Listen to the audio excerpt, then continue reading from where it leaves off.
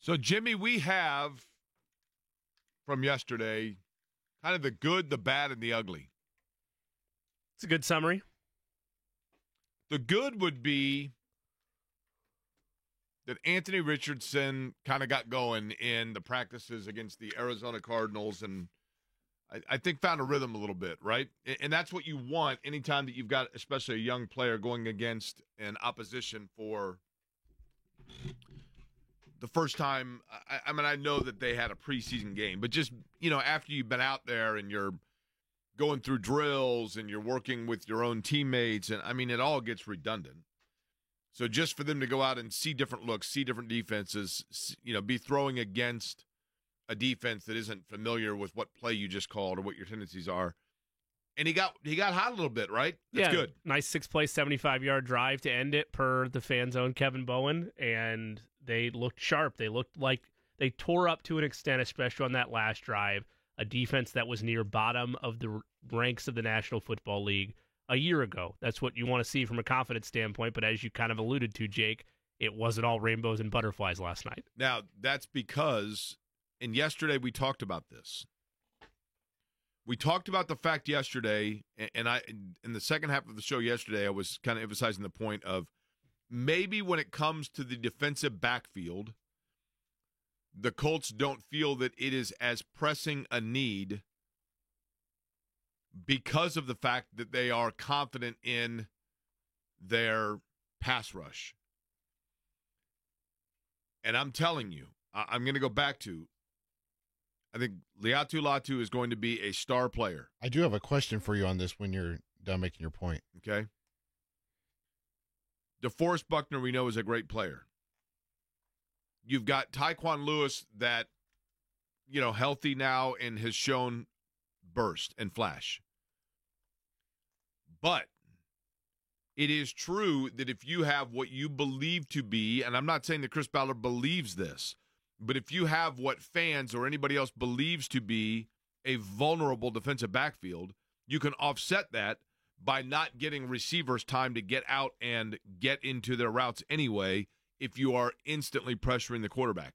And we saw yesterday, part of the good, that the Colts were able to do that, and they were able to get Kyler Murray uncomfortable.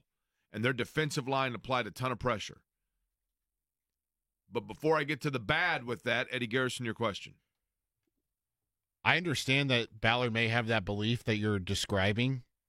Is it warranted, or should they deserve that when you have a rookie edge rusher, a Tyquan Lewis who he flashed at the end of last season, but he's not been consistent as he's been injury prone, and we've yet to see that from Kwity Paye.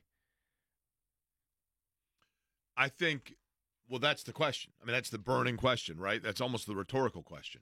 Should it be? It's going to have to be, is your answer. They don't need to be. As of right now, it has to be. The defensive backfield has to be a justified theory because they haven't addressed it yet. They don't need to be otherworldly. What they need from the guys outside, your Kwity Payes, your Laiatu Latus, etc., they need enough disruption to let DeForest Buckner be what the Colts believe he is, which is one of the best defensive tackles in football. Now, statistically speaking, he took somewhat of a step back compared to where he has been last year in the rest of the ranks of the National Football League. Maybe a year or two ago, you were looking at him a step below or right there with Chris Jones and to a lesser extent when Aaron Donald was the top dog of that position group a couple of seasons ago before he hung it up. All you really need from this room is enough production on a edge basis to allow DeForest Buckner to avoid double teams and be the game wrecker that he was traded for to be. Good afternoon to you on a Thursday. That is Jimmy Cook. You just heard speaking. Eddie Garrison here as well. My name is Jake Query. It is Query & Company on 93.5 and 107.5 The Fan. We thank you for tuning in. And those question marks are certainly there about the Colts. We will get into that over the course of today and play for you some things that have taken place that maybe answer some of those questions or give us a glimpse into the Colts line of thinking of what happened yesterday out at Grand Park. It will resume again today. The Arizona Cardinals in town. Edgerrin James is here. Did you see Marvin Harrison? Marvin's lost a lot of weight. Yeah, he was looking thin. He looks like E.T. Should I not say that? He just is really thin with like kind of a long neck. When you go the ET route, it makes it seem like he's lost an unhealthy amount of weight. Did you feel like it was an unhealthy amount? Eddie? No, I wouldn't say unhealthy, but he's lost his muscle mass. Edge still looks like he can play. Like he looks like No he can question. put on the pads You know what? tomorrow For and go sure. out there and run Here's the for thing. 150 To yards. be fair to Marvin Harrison, so I should say this. To be fair to Marvin Harrison, I call it the Seinfeld effect. You see Jerry Seinfeld on television, and you go, "Oh my gosh, he looks terrible." Well, it's because you see him every night in 1996, right? Yeah. It's been 30 years since then. Yeah. And for Marvin Harrison, he is not in the limelight as much as Edge, so we don't see him as often. But so we are accustomed to seeing him in clips, Right.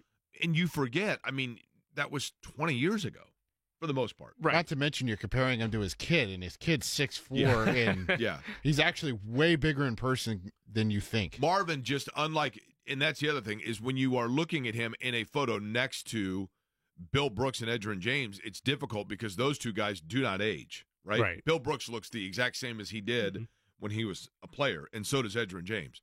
So to be fair to Marvin Harrison, he's just aging naturally, but you see it and you go, whoa, because you haven't seen him in a while. Right. It's jarring. But nonetheless, good to see those guys out there. Last night, did you do anything fun, Jimmy?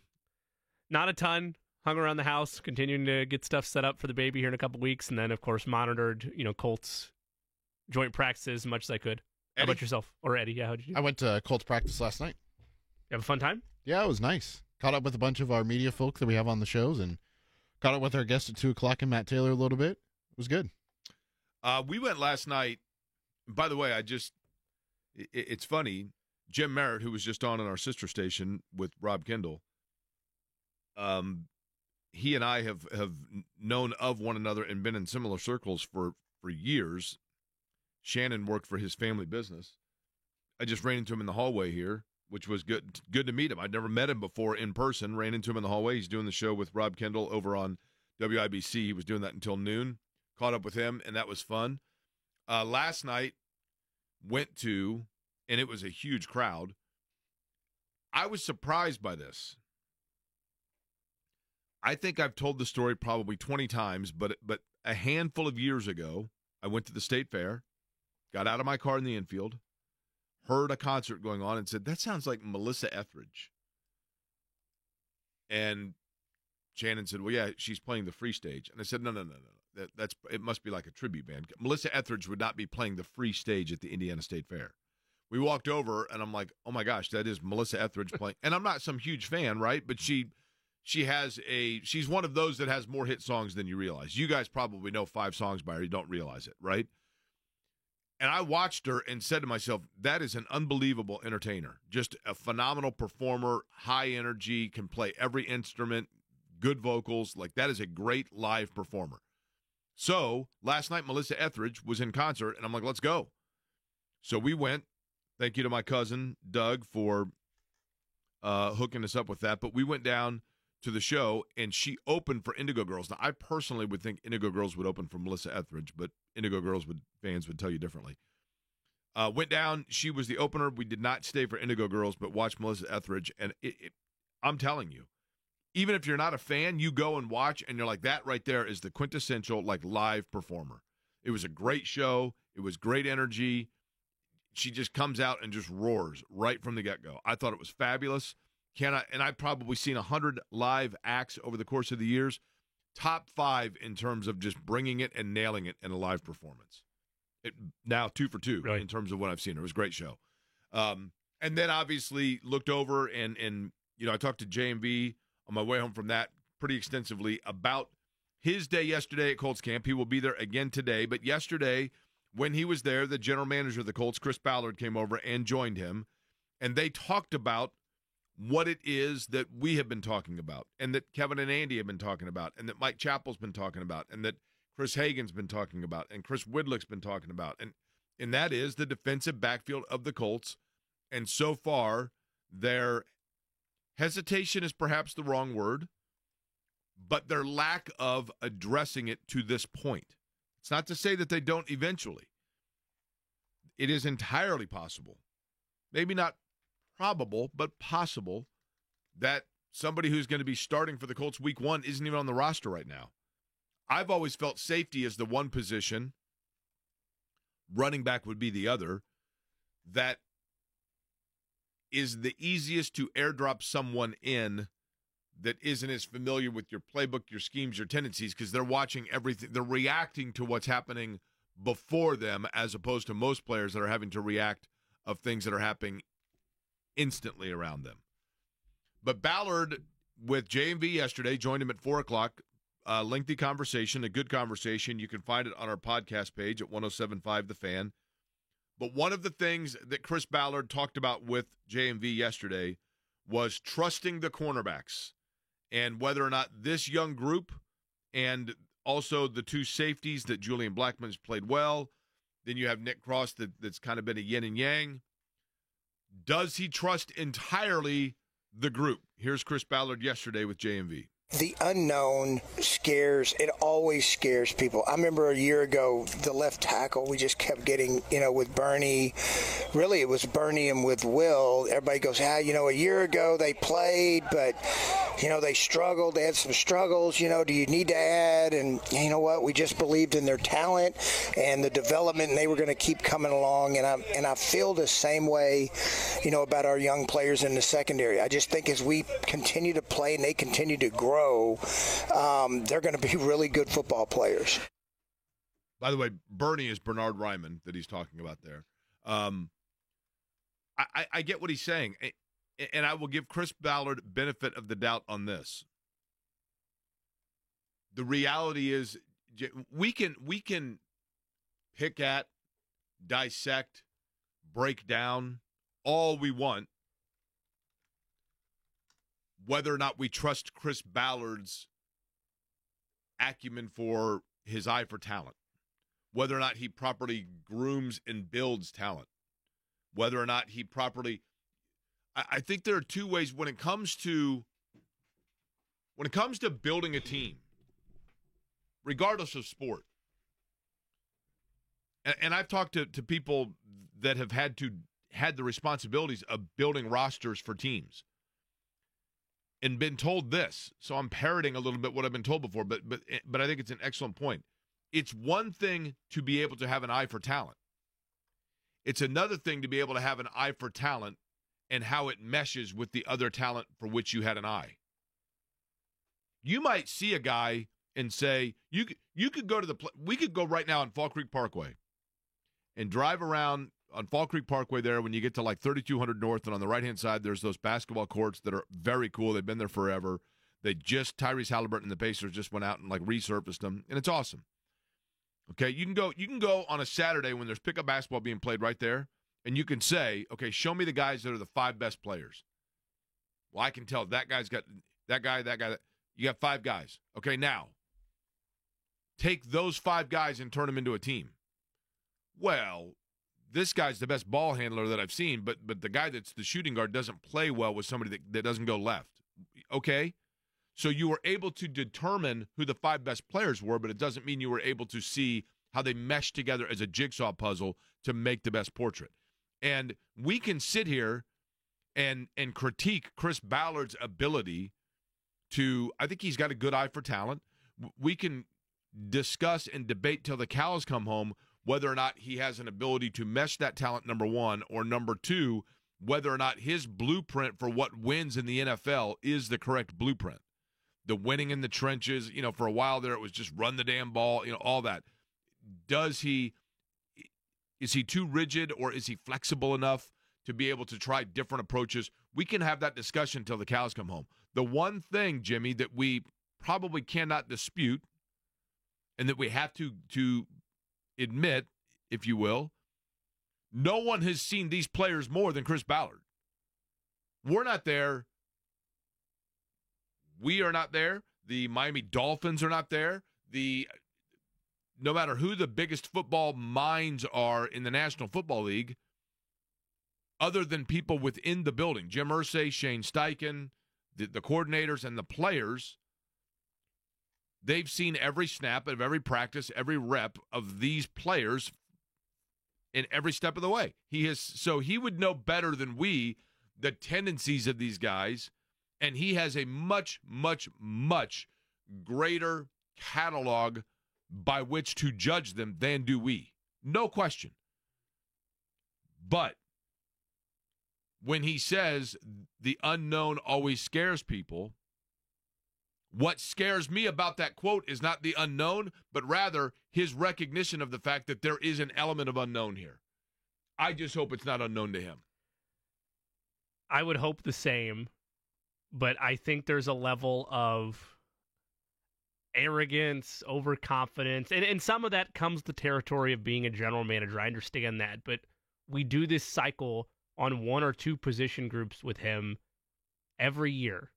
And by all accounts, last night, Jake, you and I talked about this extensively yesterday. Their pass rush, we think, is going to be pretty solid this year. It's going to have the opportunity to decide games for them. The area where they're going to get in trouble is if you wind up against a quarterback and a receiving core that are either A, able to pick you apart in dink and duck or short to intermediate routes, or if you have a situation where the opposing offensive line is able to give the quarterback enough time to pick you apart deep downfield, because there's concerns about the cornerback room outside of Juju Brents and Kenny Moore. There's concerns about what you're doing at the back half of the secondary outside of Julian Blackmon, who's playing alongside him. Kyler Murray, I've always thought, is a middle-of-the-road quarterback. He's never really recaptured the brilliance that he showed in his rookie campaign. Yes, he's dealt with injuries, but by all accounts, he's a quarterback that needed to be paid, because that's what you do when you feel like this guy's decent, he's solid, and we don't want to start all the way over again, so okay, let's throw the bag at him. All right, Cardinals did that, that's fine. Last night, by firsthand accounts, especially our own Kevin Bowen, you can read up on it on 1075thefan.com, when the pass rush got there, it was great for the Colts. When it didn't get there, they were picked apart for chunk plays. And that's against Kyler Murray. And yes, I know they have Marvin Harrison Jr. now, but I'm just evaluating the quarterback position at this point. There are games on the Colts schedule where they're going to play quarterbacks that are weak, that are rookies, that are inexperienced. I'm talking about when they go up against Denver, or when they play the Titans, or when they play the Steelers. They should be set up to be able to execute to perfection, winning in the trenches and closing out those games that way. But they also have plenty of opponents with high-level quarterbacks. One of the names depends on health, but Aaron Rodgers, C.J. Stroud, Josh Allen, Jared Goff, Jordan Love. There are competent to high-level quarterbacks on their schedule where, yes, I think the Colts are going to win a fair amount of games here, but in a division where the last couple of seasons, Jake, it has come down to a 4th and 1 or a choke job late, a la Jacksonville a couple years ago. The margin for error is so slim in the South, and as competitive as all the other divisions are, you cannot afford to have unknowns, especially the way your schedule is set up. Like, they're going to have a chance to have a strong season. They should, by all accounts, be in a position, assuming Anthony Richardson stays healthy, to take the South this year. But if you see more of the bad, and there was good last night, but if you see more of the bad, where a mid to high level quarterback is going to be able to pick you apart and nullify your pass rush that you believe in so much, you're going to be in trouble. And that's what I worry about with this team. Those are the games I worry about. There's going to be wins. They should, truthfully, with Mike Vrabel not walking through that door, and maybe I'm being slightly ignorant here, they should sweep the Titans this season. That should not be a conversation. Will Levis should not beat you.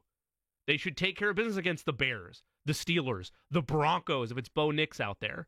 Like, there are games on this schedule where if you go through game by game, you should be able to mark an automatic W. But there are a lot of question marks as well, and so much of it centers around a position that, as you mentioned, Chris Ballard probably knows more than most of us because he sees it every day. But it's not like you're sitting here telling me Bill Belichick is seeing this every day and is saying, oh, we're confident, we're fine. The guy that's saying it is a general manager that, as you've touted the resume, has largely underachieved in his time here. And so it's fair to then go look at the unknowns and be like, well, wait a minute. Why do you have clear unknowns in, year 8? Why is this still happening? The key is going to come down to this, and that's the quarterback position. Yeah. We know that, right? And Anthony Richardson, that's the big question mark, right? He certainly shows flashes. He did last night.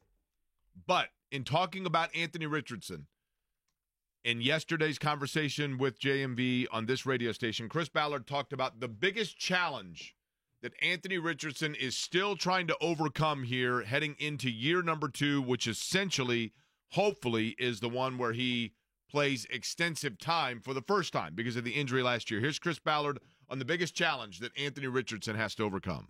With any young player, I mean, you just got to play. I mean, that at the end of the day, regular season live reps, they just got to play, and you got to gain experience sometimes through some difficult times. You'll have some struggle. Here was the encouraging thing that I thought was really good last year, just from it, like the Ram game, when I thought he really struggled in the first half, and then in the second half kind of came alive. So he kind of worked through some failure in the first half. When they're able to do it in a game, it's really a neat thing to watch. And then also Shane and Jim Bob and our offensive staff ability to know, okay, look, he's having some struggles with this. Let's adjust a little bit and give him some things to give him some confidence and get him back in rhythm again. It's pretty good insight there. A little bit of lip service at the beginning. But if you really scale back the onion there, basically what he is saying is the thing that he needs to overcome is to use the Ted Lasso line, just being a goldfish. When things are not going well, A, following the direction of going away from what isn't working, and then B, being able to, when you deviate away from that, get yourself into rhythm and forget about the fact that in the first half of the game, things weren't going well. And that does come with time. That is the kind of thing that simply comes with reps. That's just the reality of it. Now, the question for that when it comes to reps is in the preseason now, how much will we see of Anthony Richardson? We saw him in 2 drives in preseason game number 1. There's got to be a value to it, Chris Ballard, correct? There's got to be a value in Anthony Richardson playing in the preseason and figuring out how often you're going to be able to tap into that. Depending on what Shane tries to do this week, we know next week he's going to get a big chunk of reps, in that third preseason game. That's something we've kind of talked about to make sure we get at least a good half of football in as a football team. Is it important? Yes, but when we get to the regular season and having him ready to go, those reps count too. Kind of lip service there, but he's right. Yeah. And basically what he's saying is, the final preseason game, and it's always the Colts and the Bengals, it seems like a tradition. That's the one where you always get the most extensive time for your starting unit, and it's the most resemblant of a regular season game. Now, we know that the preseason has been devalued a little bit by and with these teams doing the joint practices, etc. By the way, I thought about this as well when I thought about this last night because JMV and I were talking extensively about his interview with Ballard, and I listened to it, and I thought Ballard was pretty open, transparent about, and I thought JMV asked an outstanding question where he said, like, have you, I think he said matured or, in terms of the criticism of your job. 54-60-1, one playoff win. I think it's one playoff win. Am I right in that?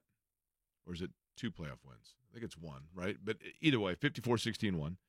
And I thought that Ballard gave the right answer of, I thought it was a great question from John.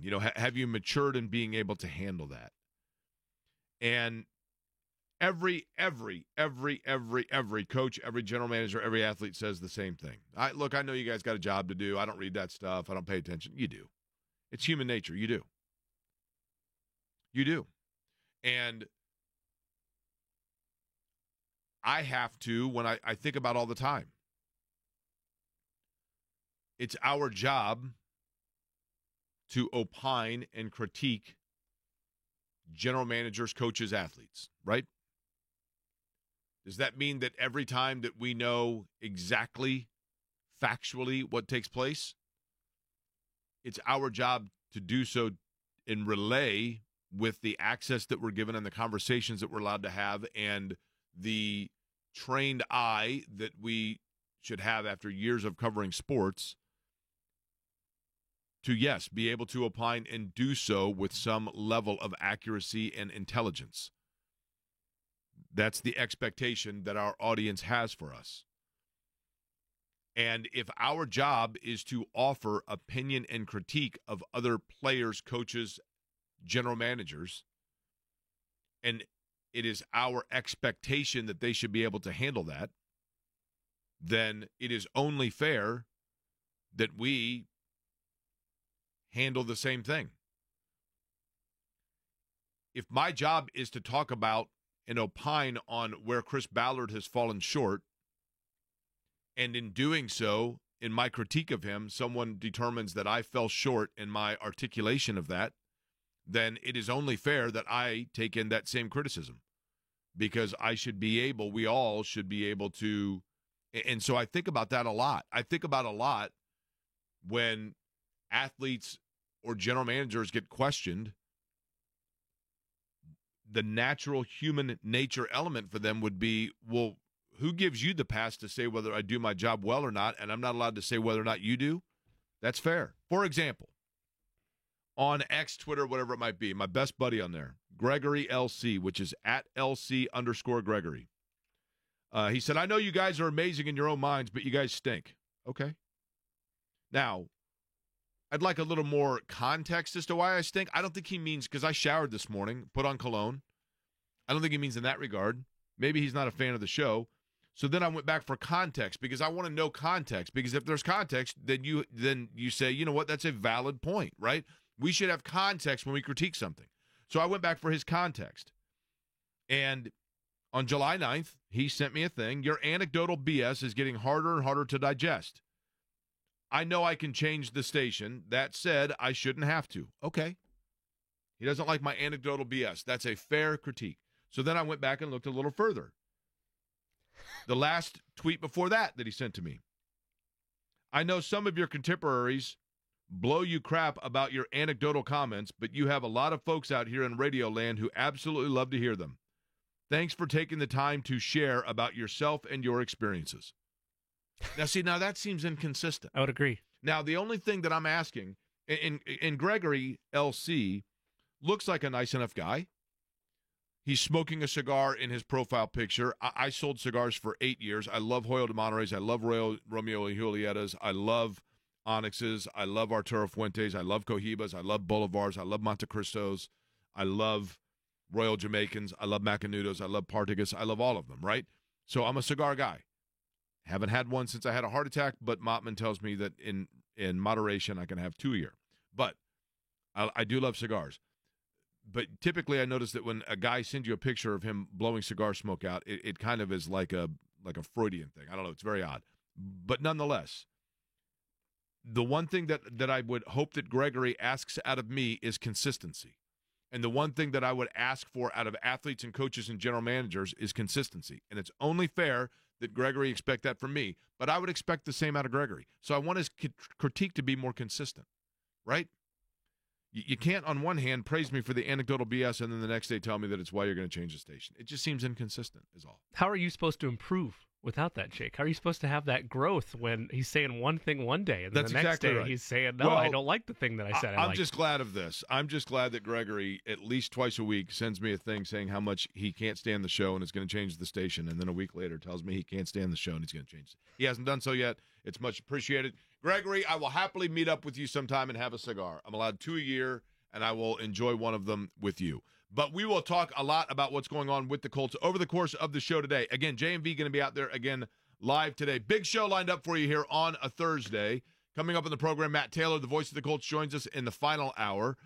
And in addition to that, we're going to have a conversation with J.R. Engel, who was a former Iowa basketball player, but played at Indian Creek. His father is a Hall of Fame high school coach in the state of Indiana. Unfortunately, Larry Engel passed away, but a great legacy and one that impacted so many young people throughout the state of Indiana at a variety of different schools. J.R. Engel will come on to reflect upon and champion his father. We'll do that at 1:30. Curt Cignetti, new head football coach at Indiana, going to join us just about 30 minutes from now. I look forward to that conversation. But on the other side, another champion event for the city of Indianapolis. We continue to show why we put on things better than anybody else, and there's another one that's coming to town. We'll tell you about that and possibly how it happened next.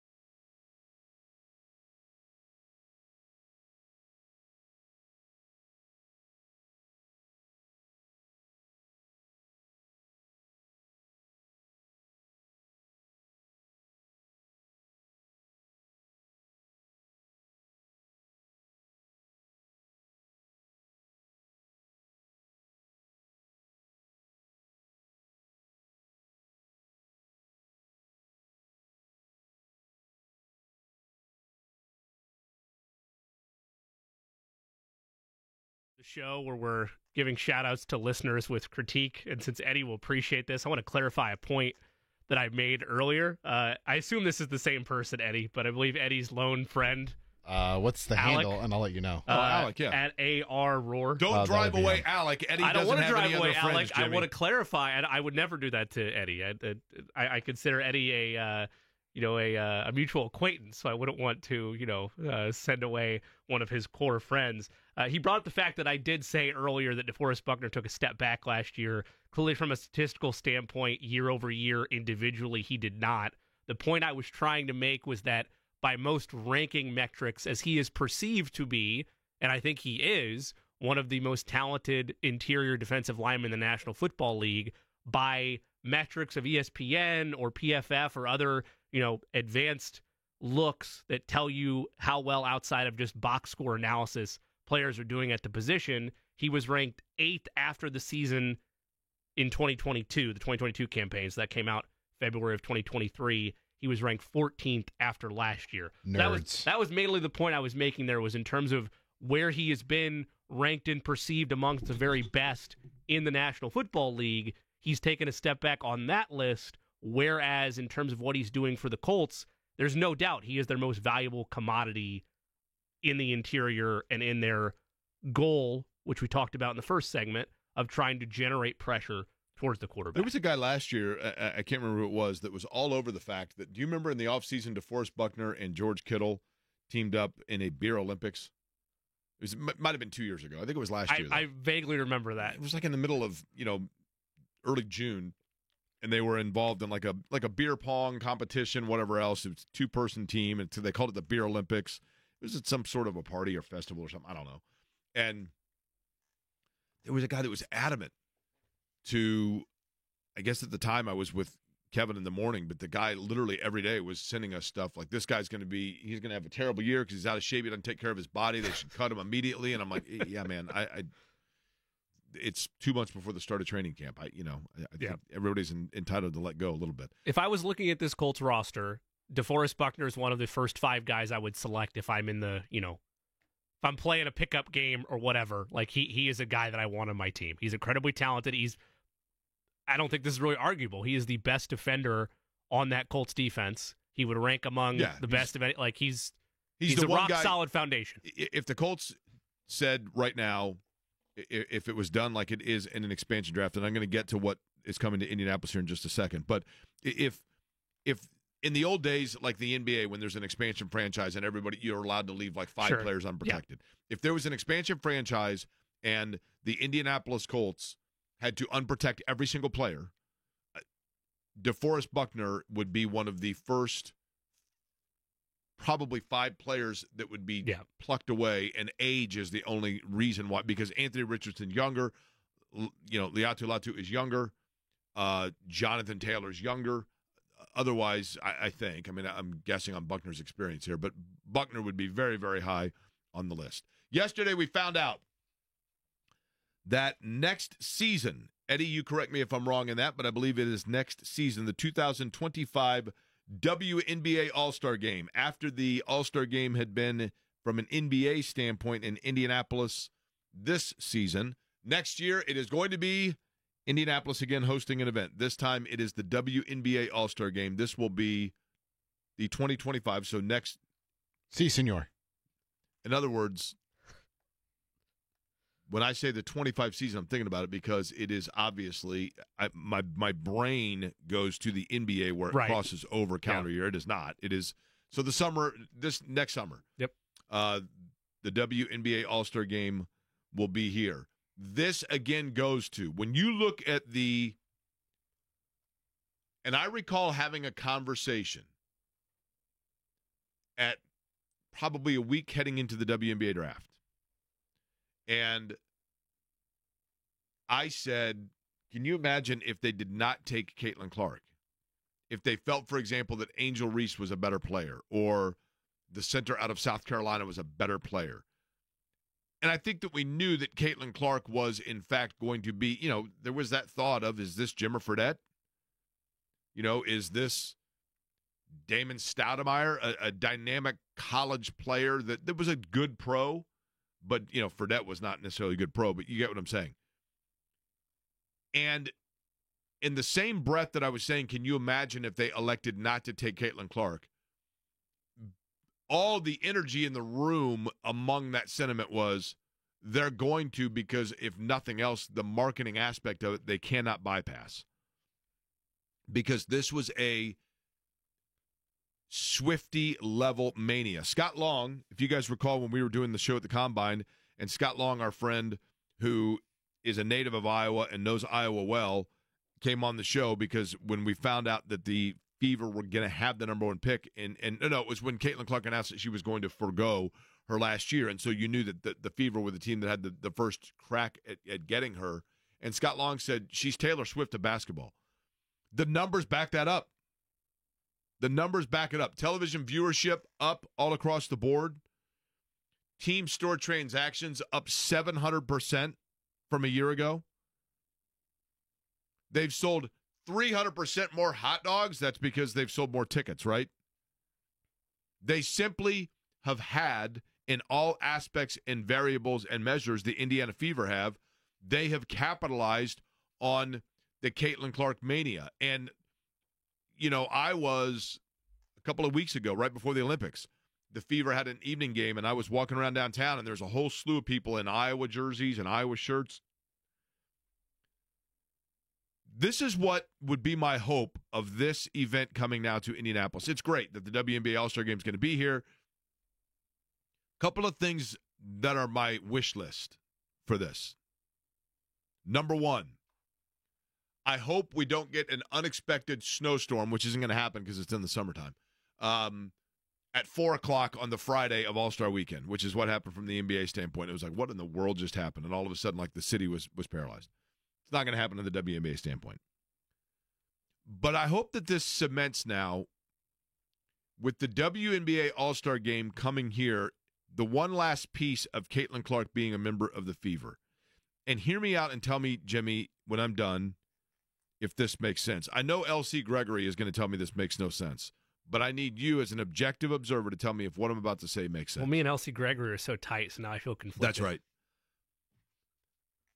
With Caitlin Clark playing for the Fever and the city of Indianapolis hosting the WNBA All-Star Game and the WNBA and women's basketball being epicentered in Indianapolis for that event, I hope that that is the last thing necessary to truly cement that Caitlin Clark has graduated and is now a part of the Indianapolis community.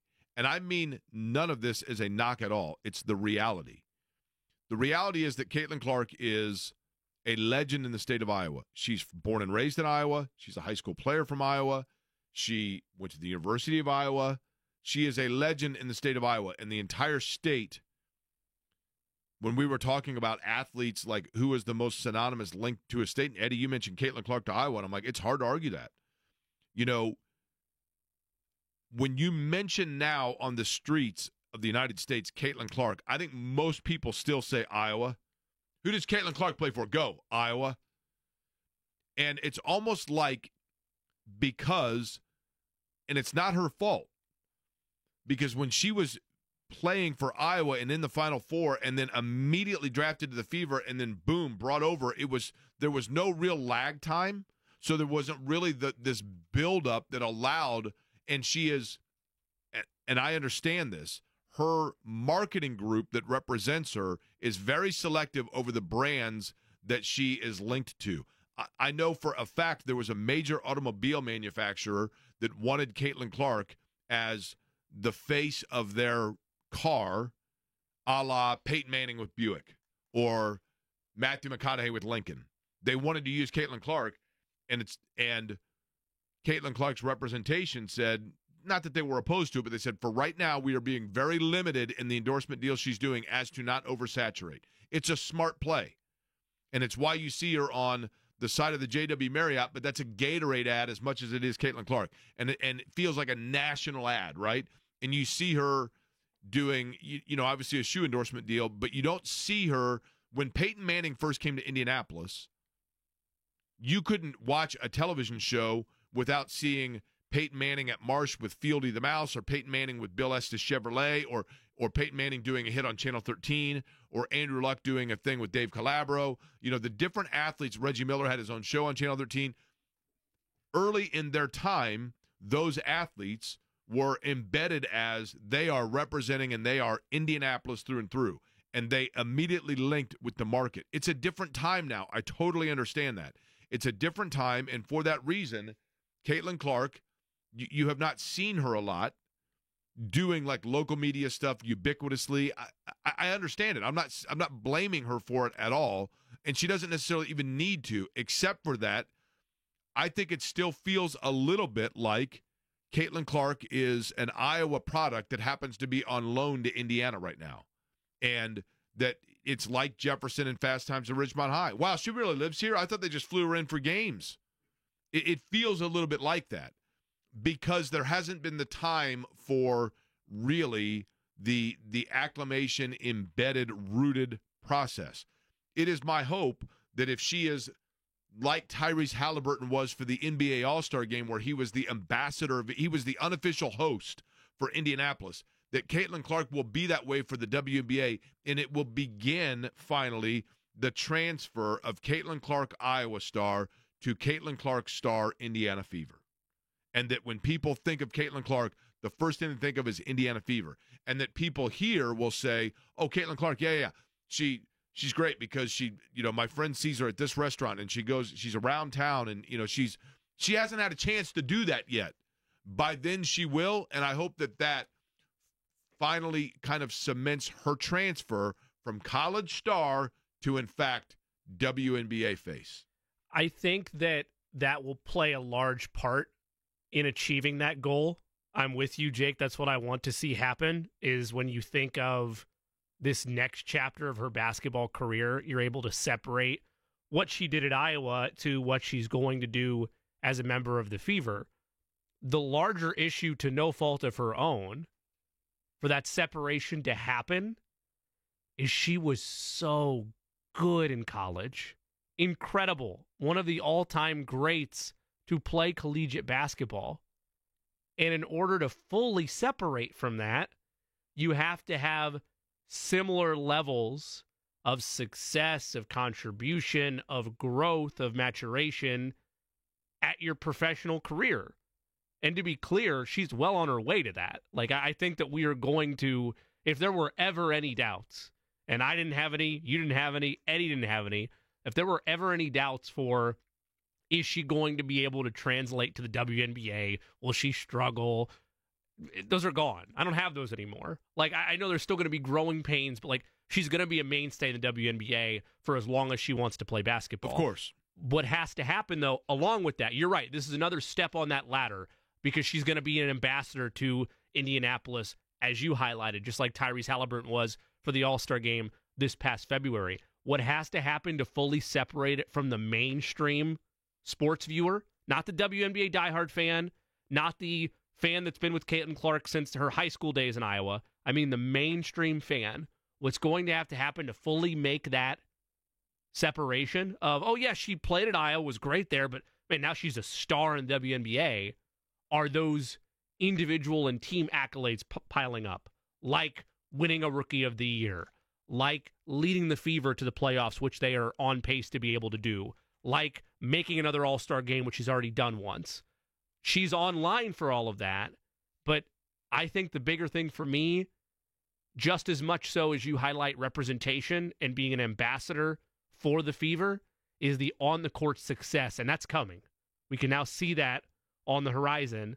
A large step forward for that would be having the Fever a part of the playoffs, because she has her NCAA tournament resume and those moments in those deep runs to the national title game. I'm not saying they need to make a run to the WNBA Finals this year, but they need her to be a part of the postseason. And I think they're going to. They're going to have every opportunity over these final, 11, 12, 16 games to be able to make that and introduce Caitlin once again to the national and international stage.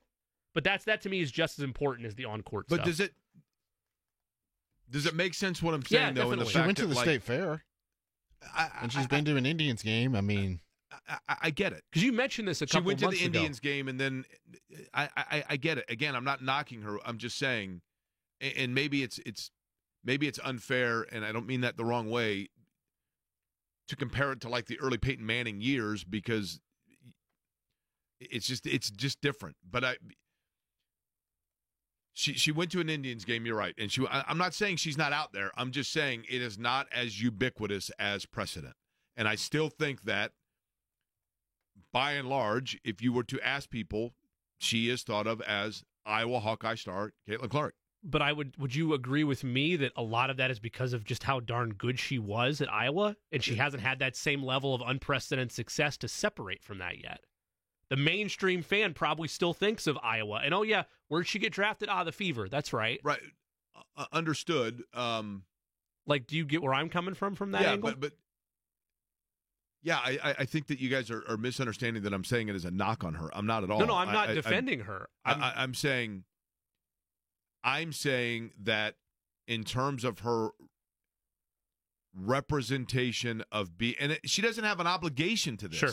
But in terms of being an ambassador, I'll say it that way. This will be the first chance she has to truly be an ambassador for Indianapolis. She's been a great ambassador for Iowa. This is the first chance for her to be a great ambassador for Indianapolis. You know, that would be the best way that I can say it. Like, if I'm not mistaken, she went to the Indians game, but it was also I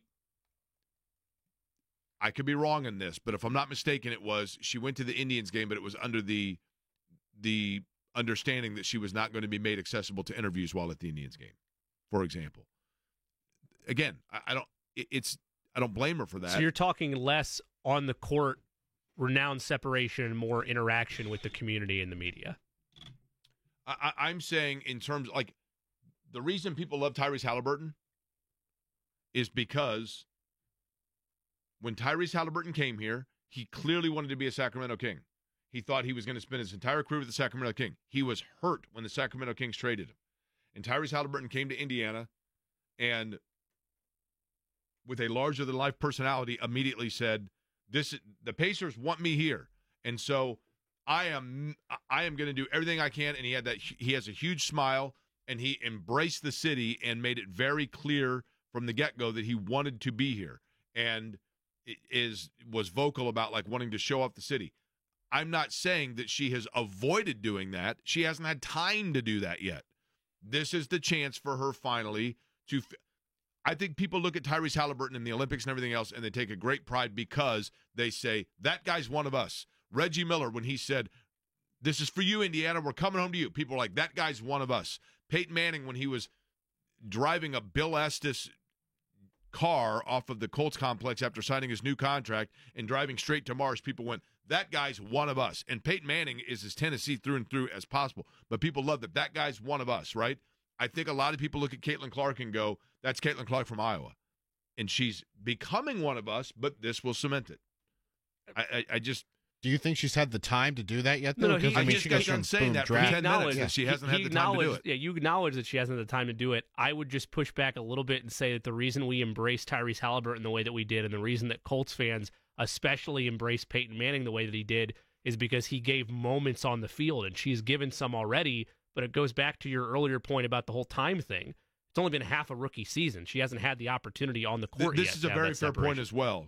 A very fair point. You don't have the local brands now like you did when Peyton Manning was here. Fair. You know what I mean? You don't have everything now is so, like I've always said, you can name any city, name a city off the top of your head, boom, go. St. Louis. St. Louis. You go to St. Louis. I'm going to be in St. Louis this weekend. I'm going to be there tonight for that matter. You go to St. Louis right now, you can go to any corner and there is a strip mall with a Bed Bath & Beyond, Qdoba, Suntan City, Chains. PetSmart, Chains galore. and Yeah. Chipotle, right? Yeah. And so there is a lot of truth to that the localization of stuff has gone away. But you know, I'm hoping that is going to be the case. Curt Cignetti, by the way, joining us about 8 minutes from now.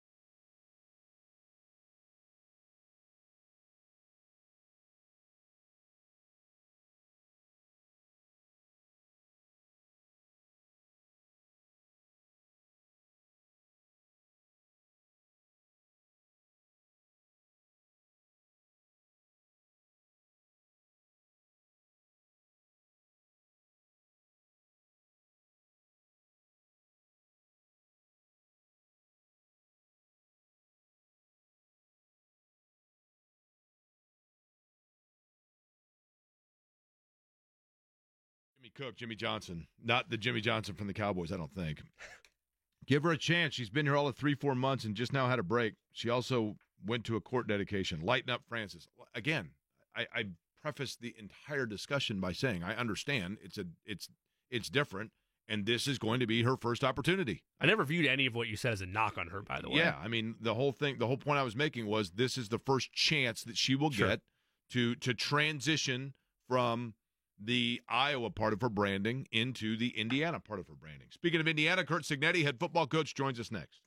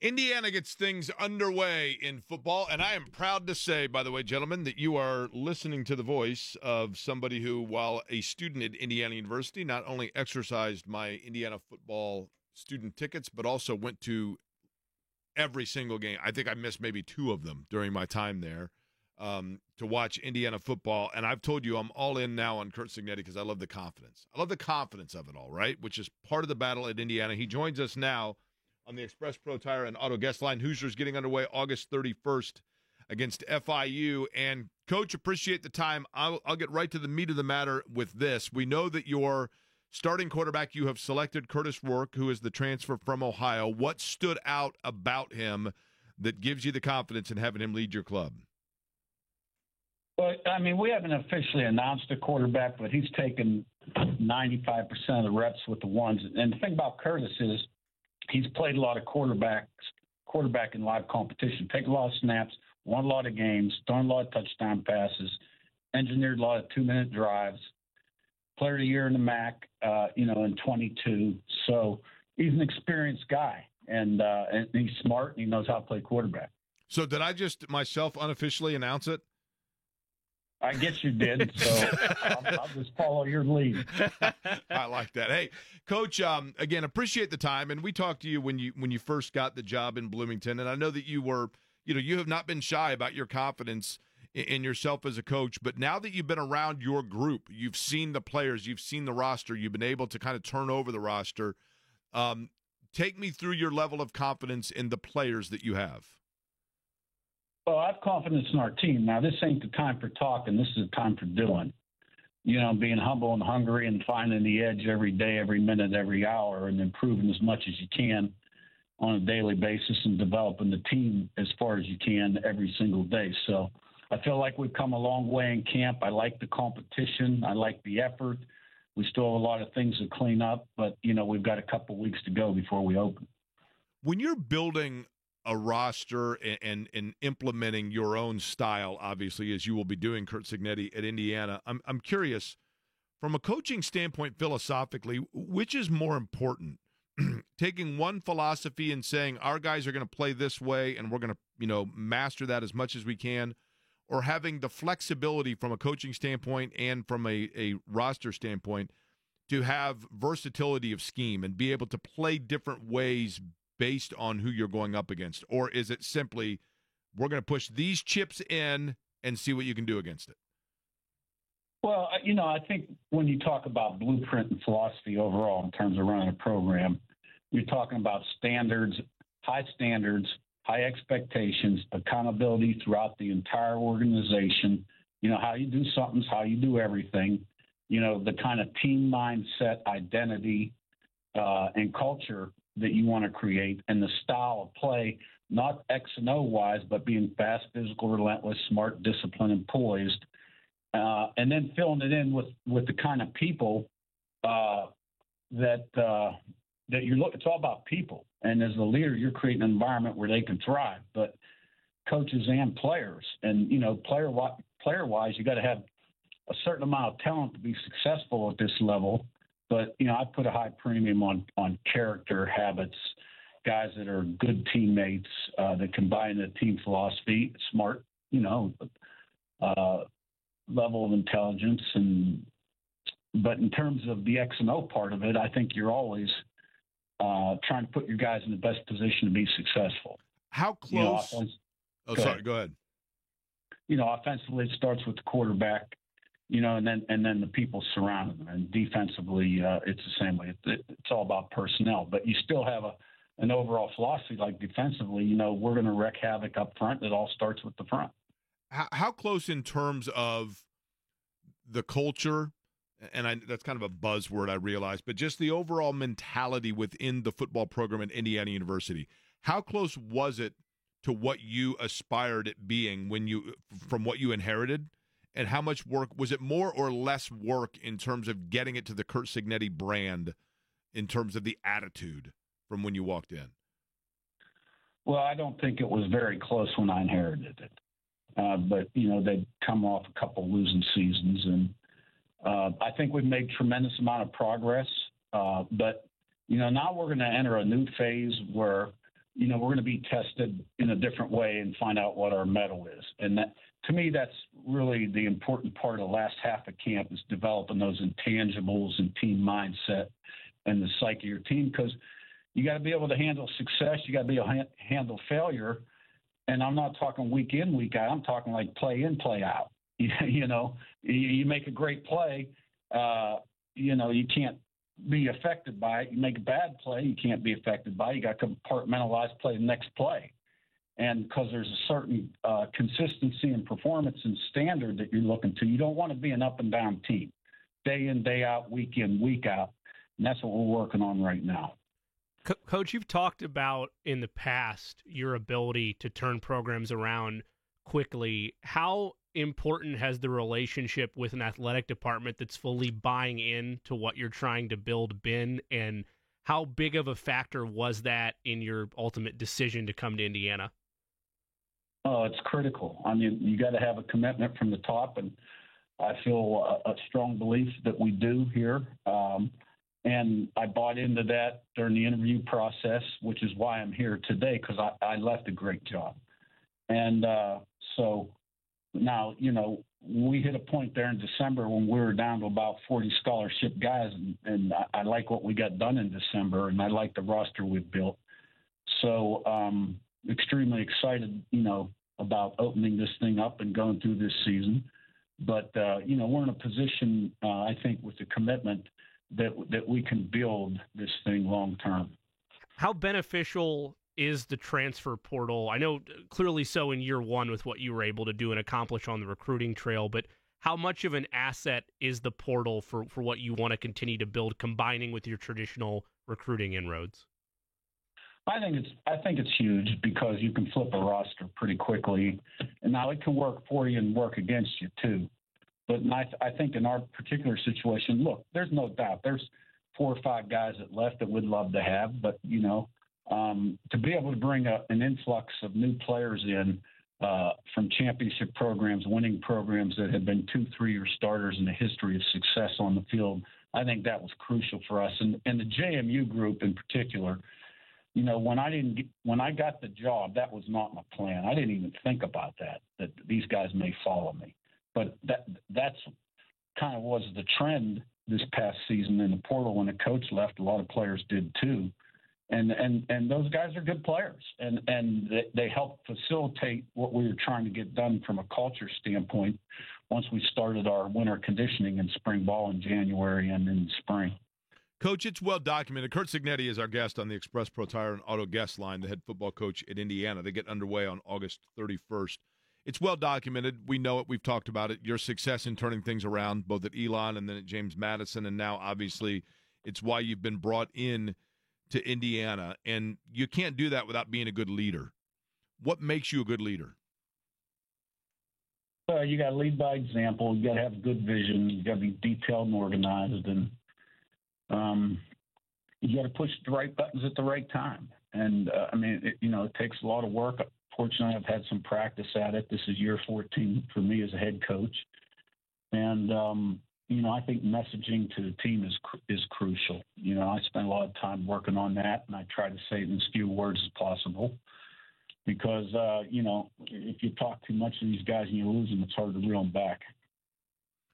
When you talk about pushing buttons, how much of a challenge is it in your job, especially with a new roster, to get away from maybe doing a blanket style of button pushing and rather figuring out what style a guy needs to get him to most respond? Because certainly it wouldn't be uniform, I wouldn't think, across a roster.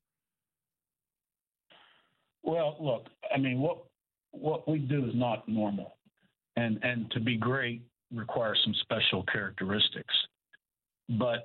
And to maintain that edge day in, day out is hard because the margin between victory and defeat is very narrow. We've got to have a sense of urgency all the time, coaches and players, and be detailed in what we do. And can never really get comfortable, because when you get comfortable, that's when you get complacent. That's when you get passed up. So that's not normal.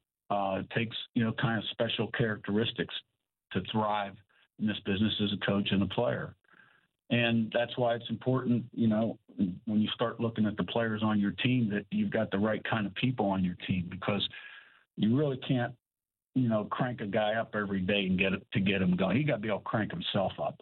And now there's times, where you got to send a message and wake him up. Don't get me wrong, but you got to have the right kind of people in your organization. Now, Coach, I'm fired up for it because you got the way that you kick things off in the Big Ten is with one of the new faces in UCLA, and the Rose Bowl's beautiful and LA's great and the weather's perfect and it's September. And then I'm particularly fired up because my understanding is that the Indiana goal going into the Rose Bowl is to go into an old building and beat up on somebody. Now, that's still the goal, right? That's always the goal, and that wasn't specific toward UCLA. That's the goal every week. Now, what style are we going to see when people that are coming out to watch Indiana football this year? And I know that obviously you're talking about discipline and minding P's and Q's and making the right plays. But in terms of the Curt Cignetti brand of football that people can expect to see, offensively particularly, they're going to see what style of play? Well, we've led the conference in scoring pretty much every year, and our quarterback's been player of the year in the conference the last 4 years, and they've all been different. But, we're on offense, defense, special teams. You got to have a plan to win the game. And, we're going to get people off their seats, not only on offense, but defense, and special teams. And we're not going to play slow, and we're not going to be boring. Let me put it that way. And but we're still putting this thing together too as a staff a little bit now that we know kind of what we got, and people don't like what they see. You know, Coach, when people buy a new house and you say to them, you say, well, you're doing a lot of work on the house. And they say, yeah, but, it's got good bones. The house has good bones to it, right? You've come in and you've had to do a lot of remodeling, but does the facilities, the people, does Indiana football have good bones, or did you have to go all the way at the ground floor? Well, there's been some renovation here recently before I took the job with the players' locker room, weight room, lounge area, training table area.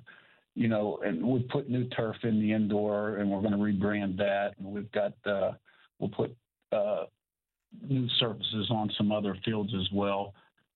There's been some things done. There's still some things that need to be done and will be done. But the most important piece right away was the NIL piece. And, that was a plus for us in December. Indiana football head coach Curt Cinetti is our guest. He joins us on the Express Pro Tire and Auto guest line. Coach, Jake and I are both IU alums. My wife's a diehard IU football fan. I'm very excited to just feel this level of energy and enthusiasm around the program. And you have, whether it's as an assistant or a head coach, seen pretty much every corner of the country that there is to see regarding college football, whether it's the SEC, whether it's the Sun Belt, wherever, now the Big Ten. What is it about either your structure or everything that you've seen and your belief in yourself that you feel as confident as you do when you look across the Big Ten that you can take a school like Indiana and show that, no, they belong around the top of the conference? Look, you got to have confidence and belief in this game, or you're not going anywhere. You got to set expectations and standards. And, I firmly believe you get 11 guys doing their job, play in, play out at a high level, the sum becomes greater than the whole becomes greater than the sum of its parts. And you got to have that mindset, or you're not going anywhere, and it rubs off and it's infectious. And I've gone into a place before that, was like 8-45, 2-10 the year before. Lost. We were ranked 11 out of 12 in the preseason poll, and the number 12 team beat us at home the year before I got there, 47-7. Right. Well, next year we go out, game 2 through 9, win 8 in a row. They all went down to last play, but with every win comes confidence, belief, excitement. You start packing the stadium. And when guys believe, a lot of things are possible. Where was the overall point of emphasis on retaining Donovan McCulley, and what does having him still a part of that receiving core do for you offensively? Well, he was the leading receiver last year, and I was still getting to know all these guys. And we've added a lot of quality receivers too. And, he's capable of there's certain things he does really well in terms of high pointing the ball and going up and get a ball, especially inside the 10-yard line. But, he'll be the first to tell you there's some things he's got to improve on, too, to really become the player that he wants to be. So I think he's made progress, and we've got a group of guys capable of making plays. Coach, you strike me as the kind of guy that's up at like 6 in the morning. Is that right? 5, 6 in the morning, you're up and at 'em? I'd say 5, 4:30. Okay. So 5 or 4:30, and then I'm guessing you're putting out the candle at like midnight, right? You just strike me as that kind of guy. But my question for you then is this. If theoretically the hour of the night that you're sleeping is 3 a.m., okay, right before 3 a.m. when you fall asleep, what's keeping you up? What's the thing about this program, this roster, this group that still is your biggest question mark? Well, it's not always the same thing. It's situational. It's one thing one day and another thing another, but it's always something to do with, it's not so much I guess it's a worry at times, but like, how can we develop this? How can we make this better? Or a situation that needs addressed. It's never the same thing, but I can tell you it is definitely 24/7, and you'll wake up twice a night. Now, normally I am in bed by 10:30 at night. So, but I'll wake up at 1:30 with something on my mind and 3:30 another. And once we get in season, if I wake up at 3:30 with something on my mind that's pretty strong, then I'm just getting up and coming in. Love it. Coach, I would be foolish if not to show my South Side and Roncalli roots, not to ask you for a little wax poetic on one of your assistants who followed you, defensive line coach Pat Kuntz. What stood out about Coach Kuntz over at James Madison, and why are you hyped to have him still part of your staff at Indiana? I really love him. He's got unbelievable, unparalleled energy, tremendous D-line. He's really come a long way since I've had him. And, every guy he coached last year was all conference. And he's a tireless recruiter, too, and an effective recruiter. So he's a real plus for us, and he loves it here, and I'm glad he's with us. So by my math, you're awake 18 hours out of the day, maybe 20 on some days, and I know that you've been football through and through, but since coming to Bloomington, last time we talked to you, you had just literally kind of landed in town. So now that you've been there for a while, best thing about living in Bloomington, Indiana? The people. I love the people here, but it's a great town, great restaurants. We like our house. I love it. I'm undefeated, and we need to have success. Well, the undefeated, your first chance to keep that streak alive is going to be on August 31st. And then, as I'd mentioned, it's Florida International, followed by Western Illinois, and then at UCLA, September 14th, before Charlotte, the interloper again, and then Maryland to get into the schedule full-time for the Big Ten Conference. Curt Cignetti, the first-year head coach at Indiana. Coach, I appreciate the time. I know it's a very busy time, so for you to carve out a little bit of it to spend with us is much appreciated. Certainly look forward to talking to you over the course of the season and wish you the best of luck. All right, guys. Appreciate it. All right, Curt Cignetti, head football coach in Indiana on the Express Pro Tire and Auto guest line. A lot like me, wakes up at 1:30, 3:30. Difference being, although there are days where at 3:30 if I wake up, I'm like, you know what? Just throw in the towel at this point. I thought the part about him saying it's always something different that keeps him up. You can relate to that. It's a different existential crisis of some kind that activates correct. the insomnia. Trust me.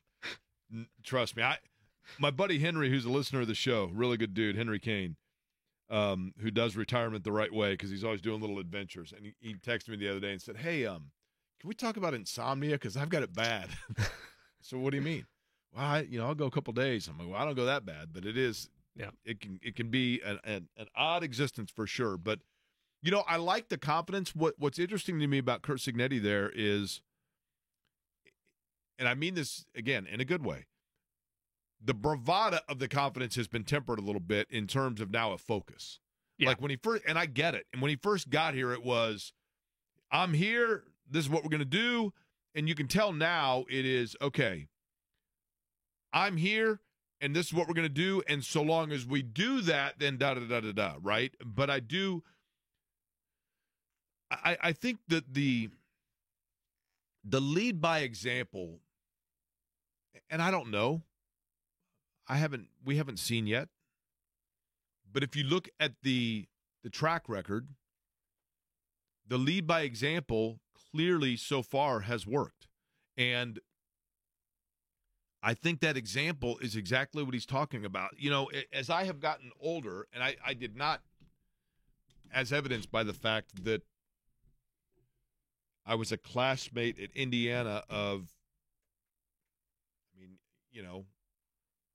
Damon Bailey, or a schoolmate, I guess I was there at that time is what I'm getting at. I'm using the name that most people would recognize, Alan Henderson.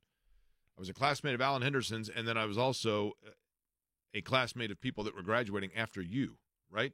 Yeah. Because it took me 32 years to complete it.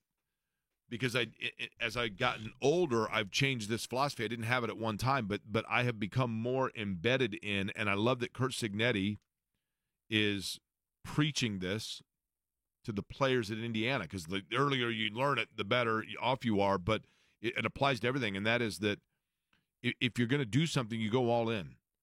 If you commit to something, you commit to doing it the right way and the thorough way from the get-go, and that alleviates a lot of things. And you can tell that that's what he is trying to implore. Like, look, guys, if we're going to go in and we're going to learn the game of football, you're going to do it this way, right? Or you're not going to. At 20 years old, I would not have been receptive to that because I wasn't mature enough. And that goes back to the culture that he's talking about of making sure that what you're doing is the first and foremost, you're bringing in guys that at 20 years old are going to be receptive to that. And that's not an easy thing to do, especially when you're talking about the number of players on that roster. And I know that every program says it. Every program says it. You go to Western Illinois, they're going to play the second game number 2, Western Illinois. Not a bad program, by the way. Western Illinois, I guarantee it's like, well, what we want to do is develop a culture. Culture is the most overused, and I used it, right? It's the most overused word because it's the one that is the easiest way to explain it. But everybody claims they have it.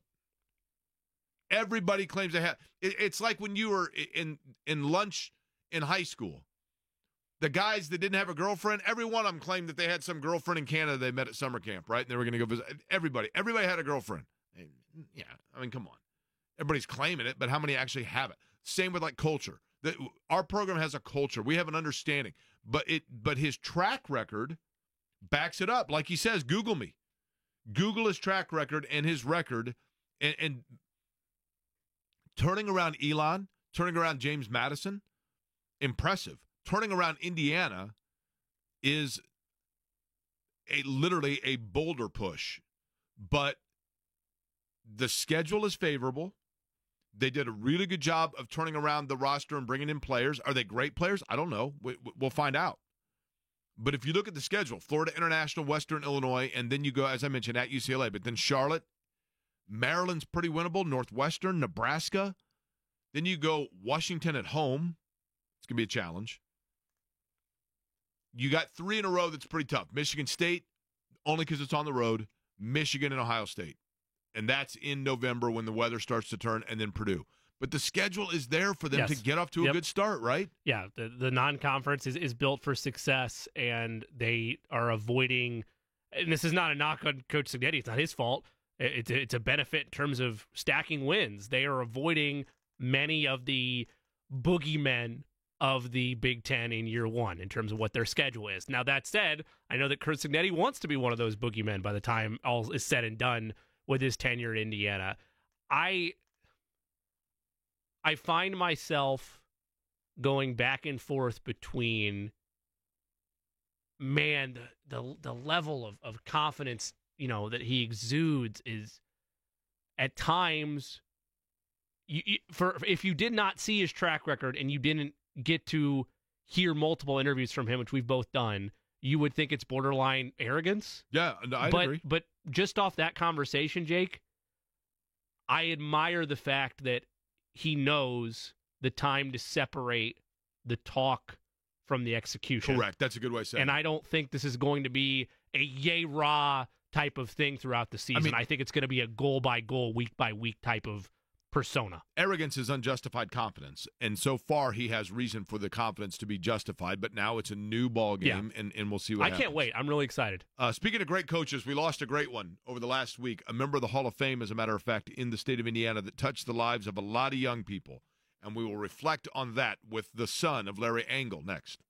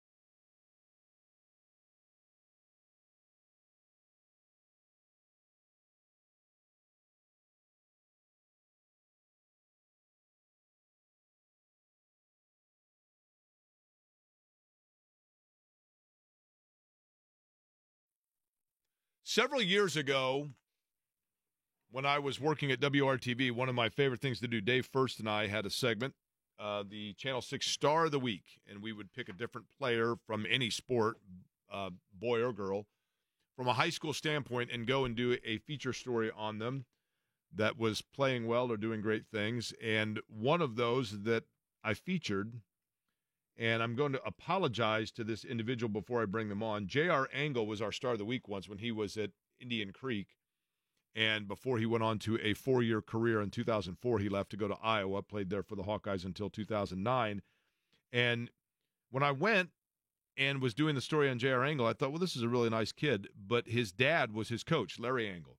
And I was relatively unfamiliar at that time with Larry Angle, but as soon as I walked in and watched the workouts, I could see this interesting mix between father and son and then player and coach. And watching it was interesting to me.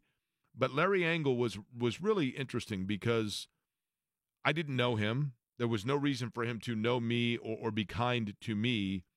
But immediately I had this like respect for him and just could tell that he was a great coach and a good man, quite frankly. And I thought JR did the same. And I was very sad to hear this week that Larry Angle, who had played basketball at Utah State and then coached a number of high schools in the area, Rushville, Carmel, Tipton, Greenfield Central, Indian Creek, as I'd mentioned, passed away. He's a member of the Indiana High School Basketball Hall of Fame, 375 wins, 10 sectionals. JR joins us on the program now. And JR, let me begin by saying, obviously, you know, my condolences, and I know I speak for a lot of people on the passing of your father. But I wanted you to come on, and I appreciate you agreeing to do so, to just kind of shed light on who he was as a coach and a dad. And let's begin with the coaching aspect of it. How many different people have you heard from this week? Oh, yeah. You don't get experience in dealing and grieving with death. And it was 2 days nonstop of visitors, voicemails, text messages, even the house phone was ringing. You know, they still have a landline phone. So that, you know, that was even going off the hook. But he touched so many people. And, yes, a lot of it was because of basketball. But he just, you know, he was still a landowner and farmer in Rush County. So his demographic that he touched was, you know, all over the board. And just about everybody that calls and gives their condolences, they all have the same thing that they say is he when you left having a conversation with him, he made you feel good about that moment or something that he could compliment you on. And it was special. He knew how to work the room. You know, that it's interesting because Larry Angle, Hall of Fame coach, and, you know, he coached at Rushville, and of all the places that he coached, there are so many players, you know, like I mentioned, Carmel, Tipton. I mean, you know, he had Cree Smith at Tipton and, you know, great players, right, that went on to different places. But that Rushville team that went to the Final Four and went to the state finals in 76, and we're talking, JR, nearly 50 years ago, and yet, and I knew one of the guys that played on that team, and they were still going and visiting him and seeing him. I mean, he was one of those guys that he might have coached a guy at the age of 16, but he was still their coach at 62, and that says something. During March Madness this past March, his first coaching gig was at Mays Elementary in Rush County, and his first 8th grade team that he coached, 6 of the members came and watched March Madness with him one day. And 2 or 3 of them had driven 4+ hours, you know, and this was before we knew how his health was and all that. They, you know, but they just wanted to be around him, and they knew that the coach always had an 85-inch TV too. So he was proud that they came and got to share that day. Larry Angle, J.R. Angle is our guest, by the way. He's on the Express Pro Tire and Auto Guest line talking about his father, Larry Angle. Basketball through and through, right, JR? I mean, like a guy that just truly was. I think at one point, your dad, correct me if I'm wrong, but at one point, the farming bug never left him either. and he got away from basketball just a little bit, and then he couldn't stay away forever, right? No. I mean, the guy had notepads next to his lazy boy chair next to the bed. He was always putting some chicken scratch down, and he really liked it when he learned that he could pause his TV. So when he was watching games, he'd pause it, run it back, call me, hey, I got one for you. Got to run it Friday, And so that's, going through his stuff this week and finding those notebooks is really special. And just going through the archives, I mean, he went to every coaching clinic he could in the 70s, 80s, and 90s and early 2000s. Learned from the best. He was persistent. He wasn't scared to ask questions or kind of be a little pushy. And so, he would go to the Bob Knight camps and learn from Bob Knight, Dean Smith, Roy Williams, and, developed a connection with them. And even, Matt Painter, he thought the world of Matt. And he said, if I want to be the best, I'm going to learn from the best. And he would still, instill that into me, like, hey, you need to find out what clinics in town and maybe go to one. And, he was a steward of the game. Was it hard, JR, to play for your dad? I mean, and I don't mean because of his coaching style. I mean, because it's your dad, right? I mean, just overall, what was the balance between coach and dad? Yeah, the balance, aspect that he had to show was, perfect all the time. The most difficult part about it was, I think in the back of his mind, in the back of my mind, I didn't want anybody to think I was getting, more attention and benefiting from some things and the other players weren't. So, we're very cognizant of trying to, I'm just another jersey on the team. And he would do a good job of that. And there'd be some days where I may have made him mad the night before, and we're driving to school, and he said, all right, probably tonight in practice, I'm going to kick you out, and you're just going to take it, go get your stuff, and go home. Then we'll come back to the gym later. So, he would scheme up some things to kind of send messages. And but it was great. I mean, to be able to say you played for your dad for, not just high school, but growing up and coaching AAU with Mark James and Mike Fox and doing all that, it was great.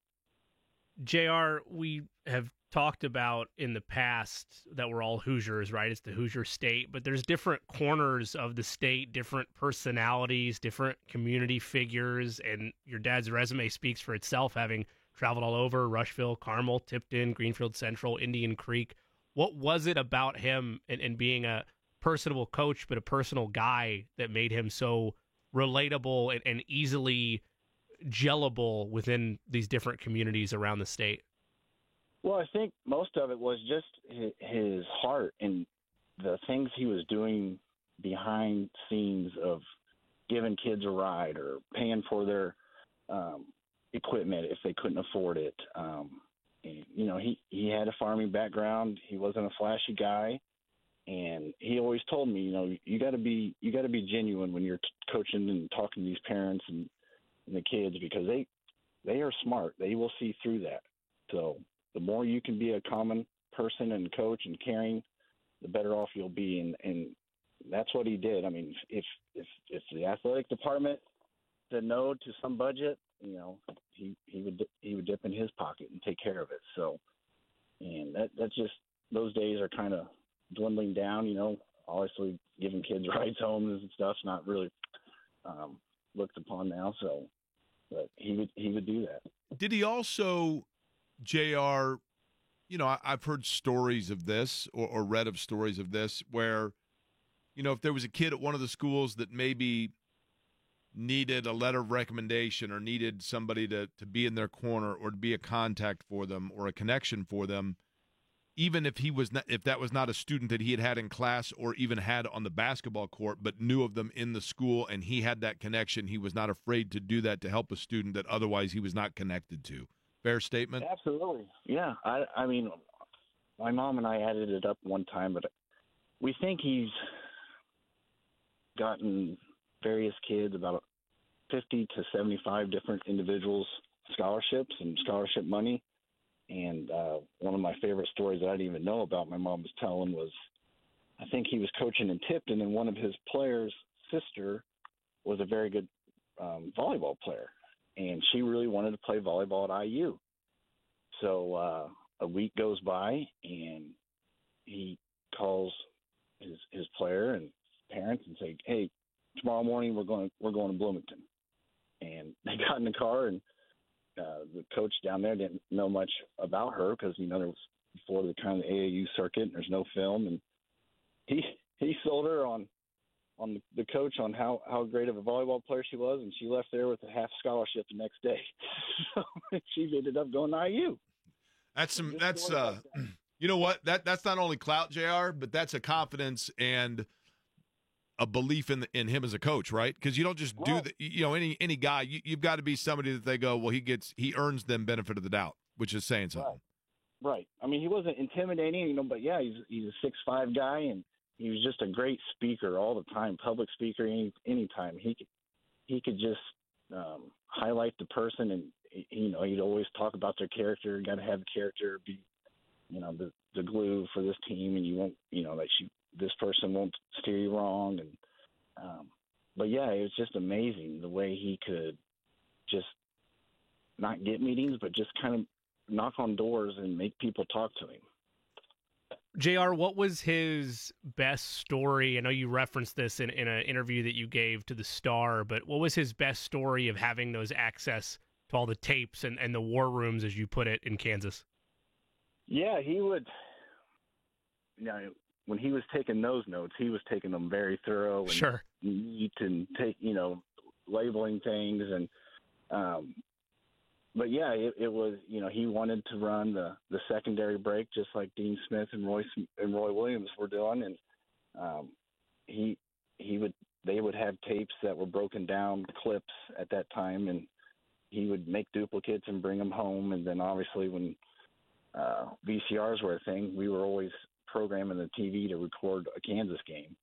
And there was 3 or 4 plays that we ran for multiple years just because they were so perfectly set and executed from Kansas standpoint that we knew we always got a high percentage look out of it. So if it failed once, he threw it out the door and back to the drawing board. He always wanted something in his hip pocket for every situation, and he told he really instilled that into me in coaching high school basketball for the last 13 years. Was when they come to the huddle and it's crunch time, you got to have something with that marker on that board that they're going to believe in and know that they can execute. So always be ready for every situation, and I took a lot of pride in that. JR, towards the end for your father, J.R. Engel is our guest. We're remembering Larry Engel, the Hall of Fame Indiana high school basketball coach who coached a number of schools around central Indiana with great success, obviously. Towards the end of your dad's life, and I know you had mentioned, the 8th grade team coming back. I know that the members of the 76 Rushville team have paid their respects. I was in Amsterdam and ran into a guy that played for your dad at Carmel and mentioned to me, I'm overseas, right? And a guy comes up and we start talking, Steve Martin, and he says, I played for Larry Engel at Carmel. So the reach goes a lot of places. Was there a time where you think your dad finally was able to sit and absorb and maybe a moment of epiphany where he could realize the love that was bestowed upon him and the impact that he'd had? Yeah, absolutely. So when he turned 80 back in middle of November, we had a big birthday party for him. And we had invited probably 150 people, but word got out that Larry was having this party in Greenfield. And, and we didn't know he was sick or anything at the time. But, there was about 300 people that showed up, and players he hadn't seen in 30-plus years that he wouldn't even think would care to spend time to go out of their way to see him. So that night when I drove him home, he was so happy and proud of just being able to see that many people all in one sitting. But he knew it. He wouldn't talk about it, but he knew how much of an impact he had on boys, girls, off the floor and on the court. So, And JR, if you don't mind me asking, and I apologize for asking it this way, but what was the illness, or how long was your father ill before he passed? right.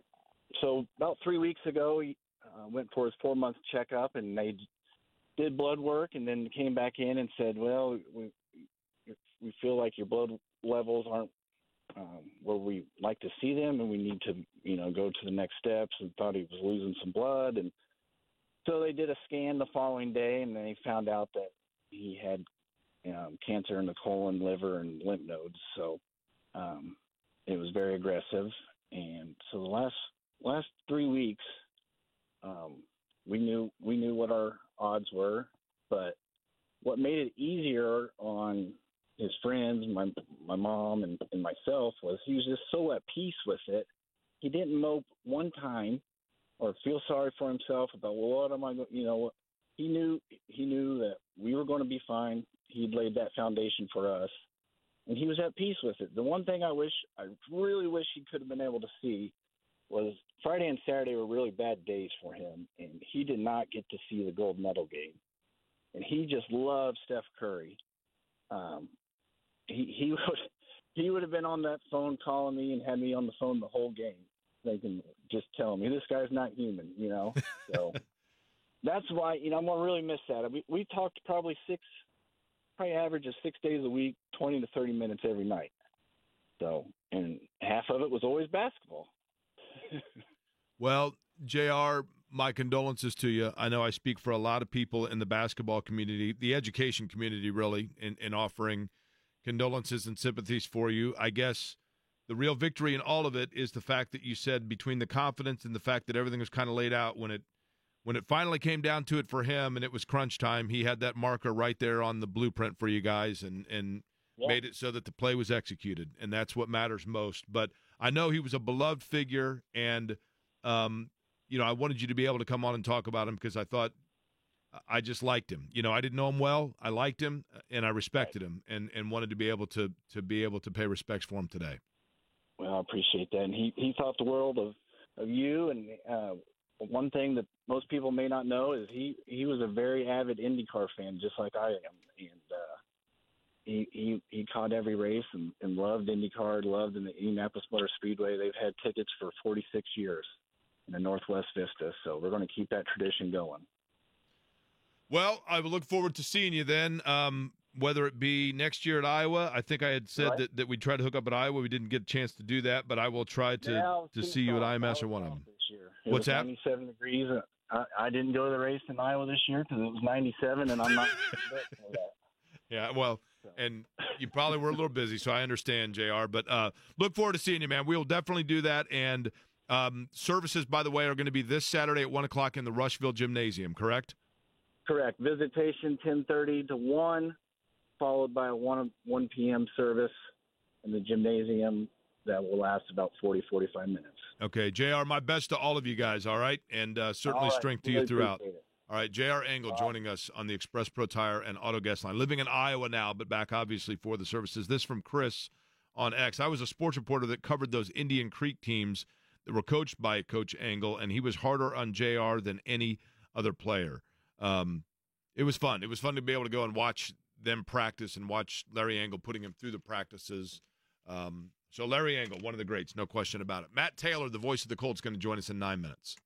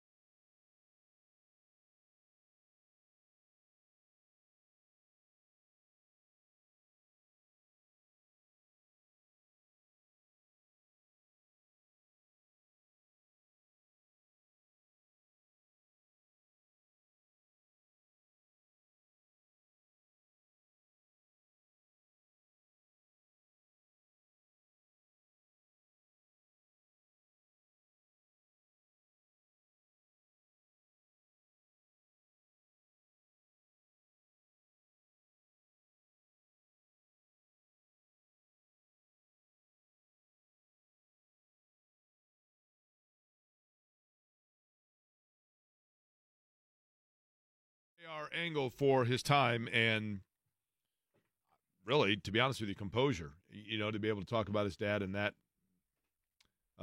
length of time and what I know is a difficult time.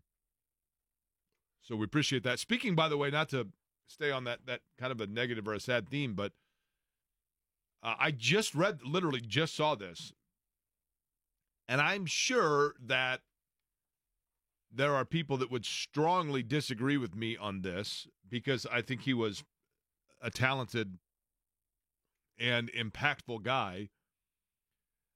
I think of Greg Kihn as kind of a two-hit wonder. That's very unfair because I think he was a very influential musician that had a very comprehensive career. But as somebody who would have been at the age group of on the tail end of that, of just like his Billboard-type chart hits, I think of Greg Kihn, me personally, for Jeopardy, which is a little bit insane because that's the end of his career.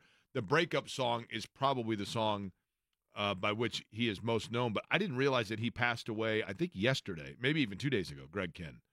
But that just being announced today that Greg Kihn has passed away. And we'll have to bounce back. Matt Taylor's going to join us next, but in 2 o'clock hour, we'll play a couple of Greg Kihn songs in tribute. But Matt Taylor is the voice of the Colts. Weather-wise, to keep an eye on for their practice with the Cardinals, we get the latest from Matt and what he thought of yesterday as well when he joins us on the other side here of Query and Company in 93.5 and 107.5 The Fan.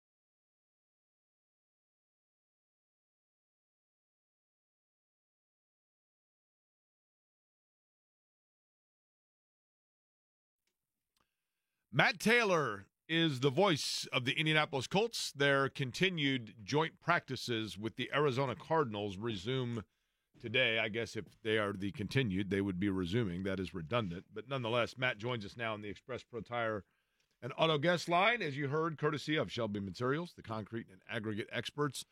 Matt, we'll begin with this aspect of it, and that is the practice today for those that are on their way to Grand Park or wanting to go later. I have not looked outside in a while, but my understanding is that there is some rain in the forecast. What do they do in that situation, or have you heard? I have not heard, and I'm not a weather guy, so I don't pay attention to the radar probably like I should. But I can tell you they don't want to do that. They don't want to go inside. That would be the last-ditch effort. I mean, I think the joint practices would still unfold, but they would go inside. Then obviously, it turns into kind of a ticket logistical nightmare, for the marketing folks, who can get in and, who's in line first. And obviously the capacity inside is way smaller than it is outside. I mean, last night, I don't know what the number was, but it was darn near full. And I know full is close to 4,000 fans. So it was a really, really good crowd last night. And I'm anticipating it be, really, really good crowd again tonight. So hopefully they can get in. I know they would do everything to be outside because they don't want to go inside for a variety of different reasons, but the fans are, first and foremost. Let's go back to yesterday's practice, Matt. We'll begin with the good. By all account, Anthony Richardson, once he kind of got into rhythm a little bit, pretty good. What did you see out of number 5? Same thing. I saw him look really, really, in time, in rhythm, and, going with the football to the right place, but doing it quickly, in 7-on-7 and 11-on-11 periods.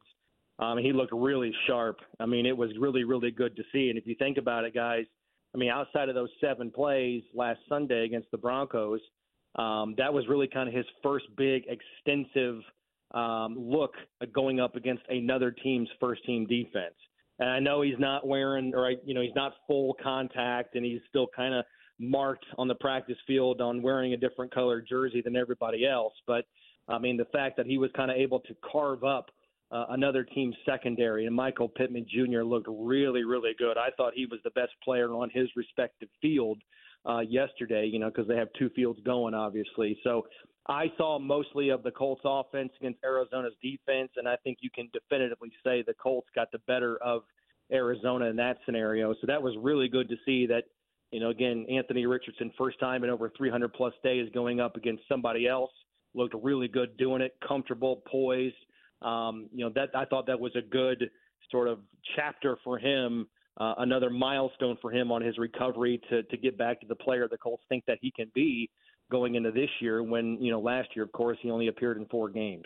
Voice of the Colts, Matt Taylor, is our guest. He's presented to us by Shelby Materials, the concrete and aggregate experts, and he joins us on the Express Pro Tire and Auto guest line. Matt, Julian Blackmon has rotated and switched throughout training camp between strong and free safety. On the one hand, you could argue that if that's what he stays with in the fall, it helps disguise coverages for the Colts. On the other hand, with how strong he can be at either of those positions, you could say you might want him in one permanent spot and have another stalwart alongside him. What are the pros and cons in your mind of having him be rotational? And by that, I mean he's still a starter, but rotating between free safety and strong safety versus being permanently placed into one of those. Well, I think the pros are you're a little bit multiple. You're a little bit more complicated on defense. You give the defense, or I should say the offense, something else to worry about, something else they have to kind of game plan for and recognize pre-snap. Where's 32? Is he in the box or close to the box, or is he back ranging at the free safety spot? So that's obviously the biggest pro to it. But with that, you have to kind of ask yourself the question, if you've got Blackmon in and out of strong safety, free safety, are you weakening some other position? Are you weakening the strong safety spot if he's back at free safety? I think, after talking to Julian a couple of weeks ago after a practice, he thinks weirdly, maybe not weirdly, but ironically that, he's most comfortable playing free safety. That's where he would like to play. But again, ironically, his best year in the NFL came last year at strong safety when he had almost 90 tackles and, 4 interceptions and just was a huge leader on that side of the ball. If he's at strong safety, is Nick Cross best to play free safety more often than not? Or is Ronnie Harrison best to play strong safety when Julian's back at free safety? So, you would kind of have like a rotating cast, if you will, at other positions while Julian is going from in the box to the back end on a rotating basis. So I think if the Colts can pull it off and they feel comfortable with, again, Cross and Harrison and potentially Rodney Thomas playing different spots and rotating and not getting, the lion's share of the reps while Blackman's out there, moonlighting between strong and free, I think you can pull it off because, again, I think it does add a layer of complexity to the offense to have to worry about where exactly Blackman is, what are his principles, what is he looking for on a given play. It's just it creates another shadow of a doubt in the mind of a quarterback pre-snap. Matt, we've seen enough modern NFL football to know that if Anthony Richardson winds up being an elite quarterback for this team, a lot of other struggles are going to be masked and they're going to be able to be hid better than they would be otherwise, right? You can hide deficiencies better if you have a quarterback that's able to do everything. That said, defensively speaking, my biggest concern, like many, is the secondary. And the observations last night were when the pass rush got home, man, they made life difficult for Kyler Murray. When they didn't, he was able to pick them apart at times. And there's a lot of quarterbacks better than Murray on the schedule this year. What is the balancing act for this team defensively if it does wind up being a hindrance to them, their secondary, the burden of success being placed on the trenches? Right. Yeah, again, last night I was mainly on the Colts offensive field, so I'm looking forward to, kind of moseying down the other way today just to get a better feel for how the Colts defense is stacking up against their alive offense. And, again, every team has their weapons. You got Marvin Harrison. You've got, Trey McBride, who's, I think, one of the best young up-and-coming tight ends in the game. You've got, Michael Wilson, James Conner, Kyler Murray. So it's not like this is an offense that can't be dangerous. But, I think what you're discussing right there is what everyone is still kind of wondering. And I don't think, unfortunately, not to cop out, but I don't think we're going to have answers on that until you start playing regular season games. You go back to 2022, I've said it on this show before. I thought the Colts looked really good in training camp, on offense with Matt Ryan that year, and I thought they were going to win the division based on the personnel and, his expertise and everything coming back. And obviously it just, it fell way flat short of that. So I just don't think you can really definitively say, this is what you got on both sides of the ball until you start playing games. And I think on the defensive side of the ball with that young secondary, they're going to have their ups and downs. And again, you're going to play teams on your schedule that have really good quarterbacks. Like you said, the first half of the schedule littered with good receivers, good offenses, and elite-level quarterbacks. And you're going to play C.J. Stroud twice and Jordan Love and Caleb Williams and Russell Wilson. I mean, you're going to have to bring it against those guys. And, that's concerning when you got a young secondary. But, you're going to give up plays, right? You're going to give up big moments because, we saw it yesterday in practice. Marvin Harrison, he's good. Michael Wilson is really good. They're going to go make plays against guys. But what you can't have, and what happened towards the end of last year, and I heard Chris Ballard talk about it yesterday with JMV, is you just can't have the mental lapses. You can't have the young secondary with mental brain farts that give up big plays. It's already hard enough to start or I should say stop these elite offenses. You just can't give them freebies by not knowing what your alignment and assignment is. So that's what you're looking for from this young secondary in terms of their benchmark to get better. And I think the front office's belief in them to be viable going into the season. Matt, you ever clean out a sock drawer and you get halfway through it and you're like, how did I get all these socks? I got way more socks than I thought I had. You ever done that? I always get other people's socks. Whose sock is this? Where did this come from? Stray right? that wandered its way in. What is going on here? Yeah, I'm like, did someone else grab my bag on a road trip? I don't have Reebok socks. What are we doing? Yeah. So you know what I'm talking about, right? So that said, this Colts roster fits your sock drawer. What is and you can't say tight end here. What is the one area that's like socks? It is there are much more there's much more depth to it than you thought. When you look at it, you go, you know what? There is a lot more here to work with than I would have guessed when this team reported to camp. That room is which? Great question. I think it's got to be wide receiver. I think there's more there than people think, and I think Michael Pittman Jr. after practice last night talked openly about that. Hey, we got some guys, and if you're ranking, if you're a national writer and you got the wide receiver room power rankings, the Colts would probably be middle of the pack for some people, depending on which team you cover and who you see frequently. But I think there's a lot there, and I think you're seeing it now with Josh Downs' injury. You're seeing other guys step up with DJ Montgomery playing in the slot and the outside. I mean, DJ Montgomery, all this dude does is just catch everything that's thrown to him, and he's running with the first-team offense yesterday, and he's just making plays and he kind of picking up where he left off last year towards the end of the regular season when he was on the active roster. You're seeing Adonai Mitchell, his position flexibility inside and outside. Anthony Gould running with the first-team offense. Laquan Treadwell, I mean, just nine years of NFL experience. I know he's kind of bounced around the last couple of years, but he's still a veteran and has played in just about every offense imaginable. So there are guys that are going to be on the back end of the roster. And I didn't even mention Ashton Dulin. He's been banged up the last couple of days, hasn't practiced. He's in the mix too. He gives you a lot of special teams flexibility. But my point is there's a lot of guys that are going to be on the back end of this roster, and they're going to be able to stash some guys on the practice squad that have talent that can come up and play and contribute if they're called upon, if some of those top guys get injured.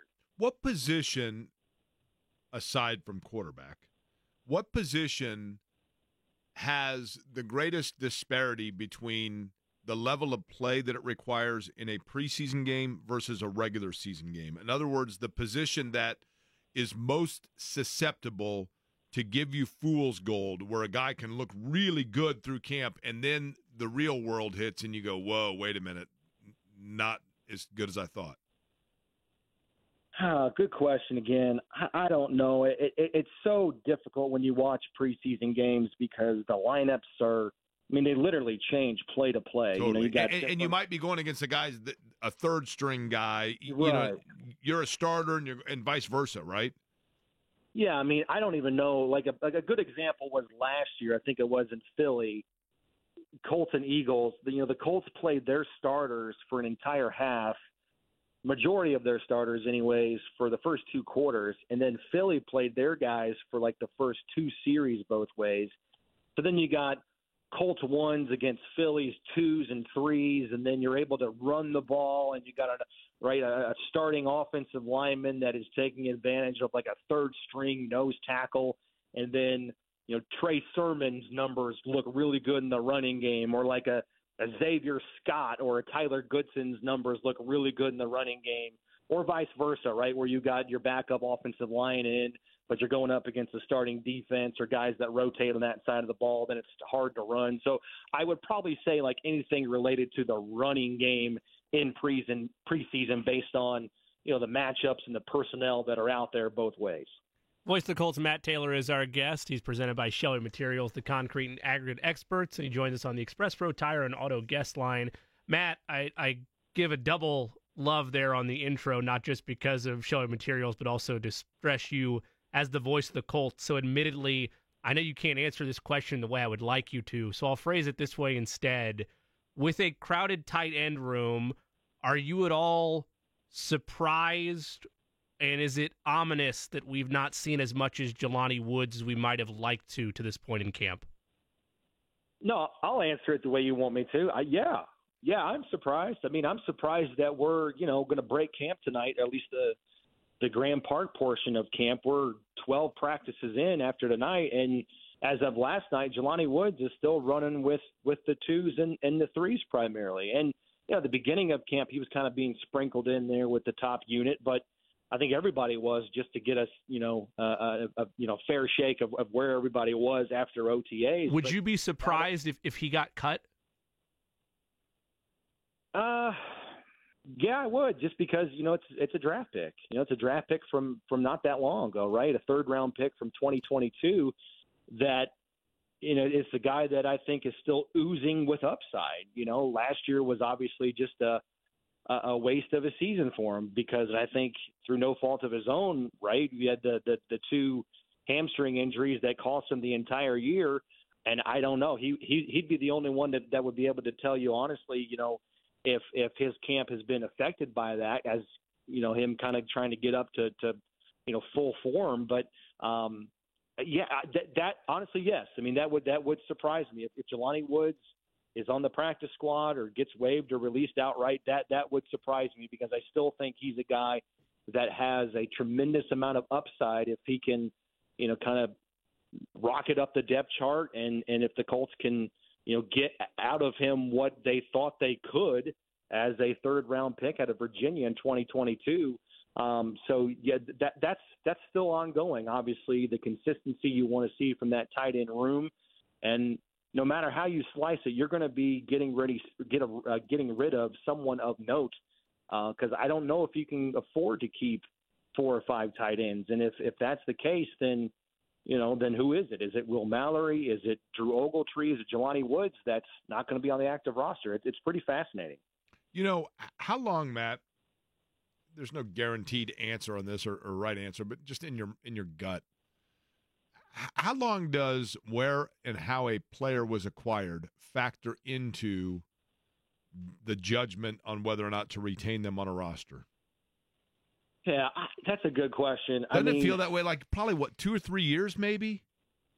Yeah, you see that. Like if you've been drafted, maybe like a good rule of thumb. I mean, I obviously haven't studied this, but I think a good rule of thumb is like if you're still on your rookie contract and you are, a non-day 3 draft pick, let's say, if you've been drafted in the first 3 rounds within the last 4 years of being selected, that tends to, and I'm not speaking for the Colts and I'm not speaking for any other team, but just sort of generally league-wide, you tend to see there be kind of a grace period of wanting to see that guy develop and continue to have him in your system, and let's see what he's got and continue to grow into the player that we thought he was going to be by drafting him with a premium pick. Obviously, again, you're a top 3 pick. So again, that's a great question for a guy like Chris Ballard. I think most guys are going to tell you, like, it doesn't matter how you were acquired. It doesn't matter where you come from. Like, if you're there, if you're on the 90-man roster, you're there for a reason. And if you're the best player on the field at your spot, then you get a spot.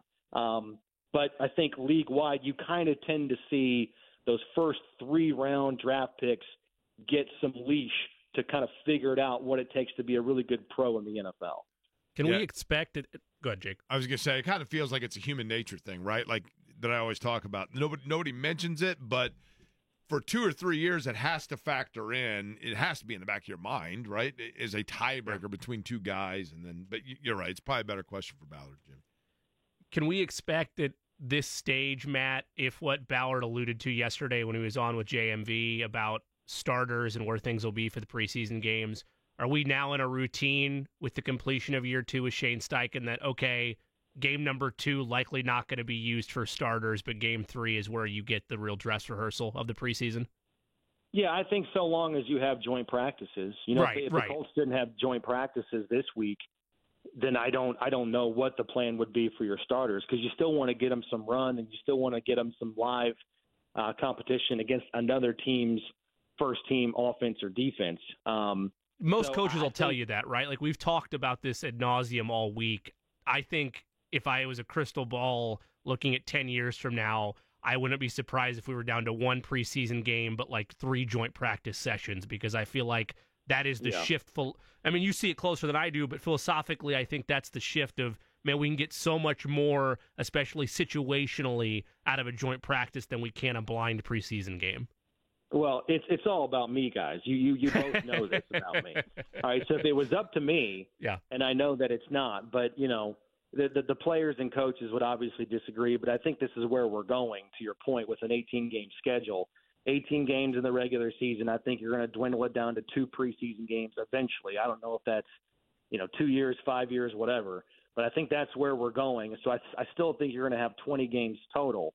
But if we're up to me, I do like little preseason bubbles. I'd have every year you'd have the Lions and the Colts and the Bears and the Browns and the Bengals, they would all kind of rotate who you're playing in the preseason, and you would rotate, where you're going to have joint practices.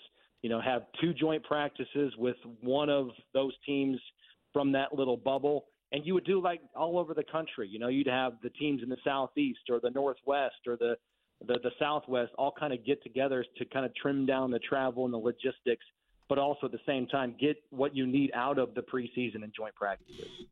Matt, under what situations yesterday did Anthony Richardson look most comfortable? Well, what stood out to me was just how comfortable he is with his entire arsenal of weapons. I mean, he peppered Michael Pittman Jr. a lot.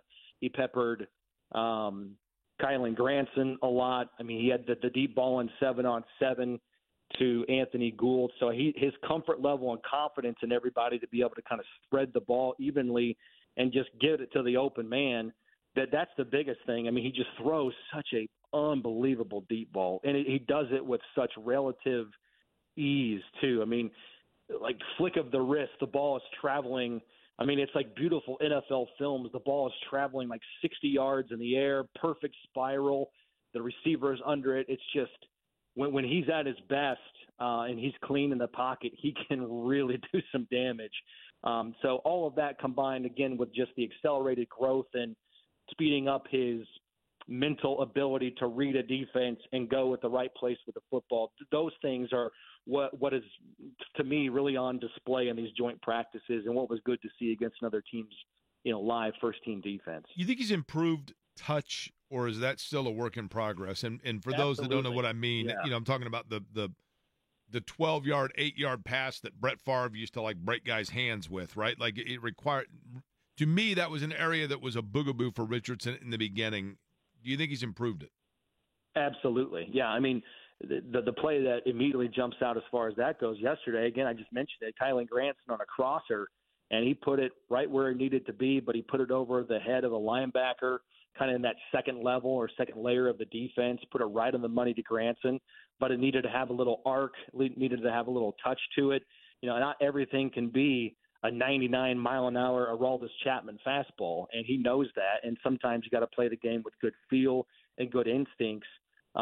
Jim Bob Cooter this week talked about how impressed he is with Anthony's ability to scan the field and have a wide lens, if you will, from his eyes. He sometimes, I think, Shane Steichen and Jim Bob Cooter are really impressed with Anthony's ability to go with the football to a place that maybe they didn't think that he should have or that they would have if they were playing quarterback, but because he's got this ability to kind of see the field really fast and scan it, he's able to kind of get more chunk plays and get more out of the offense's overall efficiency because of that. So those things, again, instincts, touch, feel, I think you're seeing big-time growth there from year one to year two. Matt, admittedly, it's only 7 plays in that first preseason game against the Broncos, but the fact that he did target Kylen Granson twice stood out to me. Maybe I'm searching and grasping for straws of my clear longing for having a consistent tight end that has a level of rapport for Richardson's development. But from what you've seen over the course of camp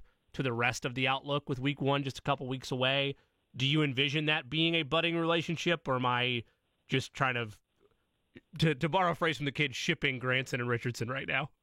No, I mean, if you're filling out a roster right now and you're trying to predict who's going to be on the team, you're going to write Kylen Granson's name down in pencil. You start there when you're filling out the tight end room because, last year led the tight end room in catches and yards, and kind of is carrying over that here in training camp. I think if you're asking me who's been the most consistent and reliable tight end so far in camp, it's definitely been number 83. And then, 81, Mo Alley-Cox is still kind of your typical inline wide tight end, really good in the running game. What you're looking for now is just, guys that are more of your hybrid. And I think Granson can be that, but who's able to complement him? That's still the ongoing search, I think, as we kind of wind down this juicy, meaty part of training camp with, 3 preseason games and 3 joint practices in 11 days, which obviously continues tonight. So Matt Taylor, voice of the Colts, joining us. You said tonight is when you're going to get yourself kind of a better look defensively at what they're doing against the Cardinals, correct? Yep. what will you be looking for aside from the secondary play, which is clearly the big question?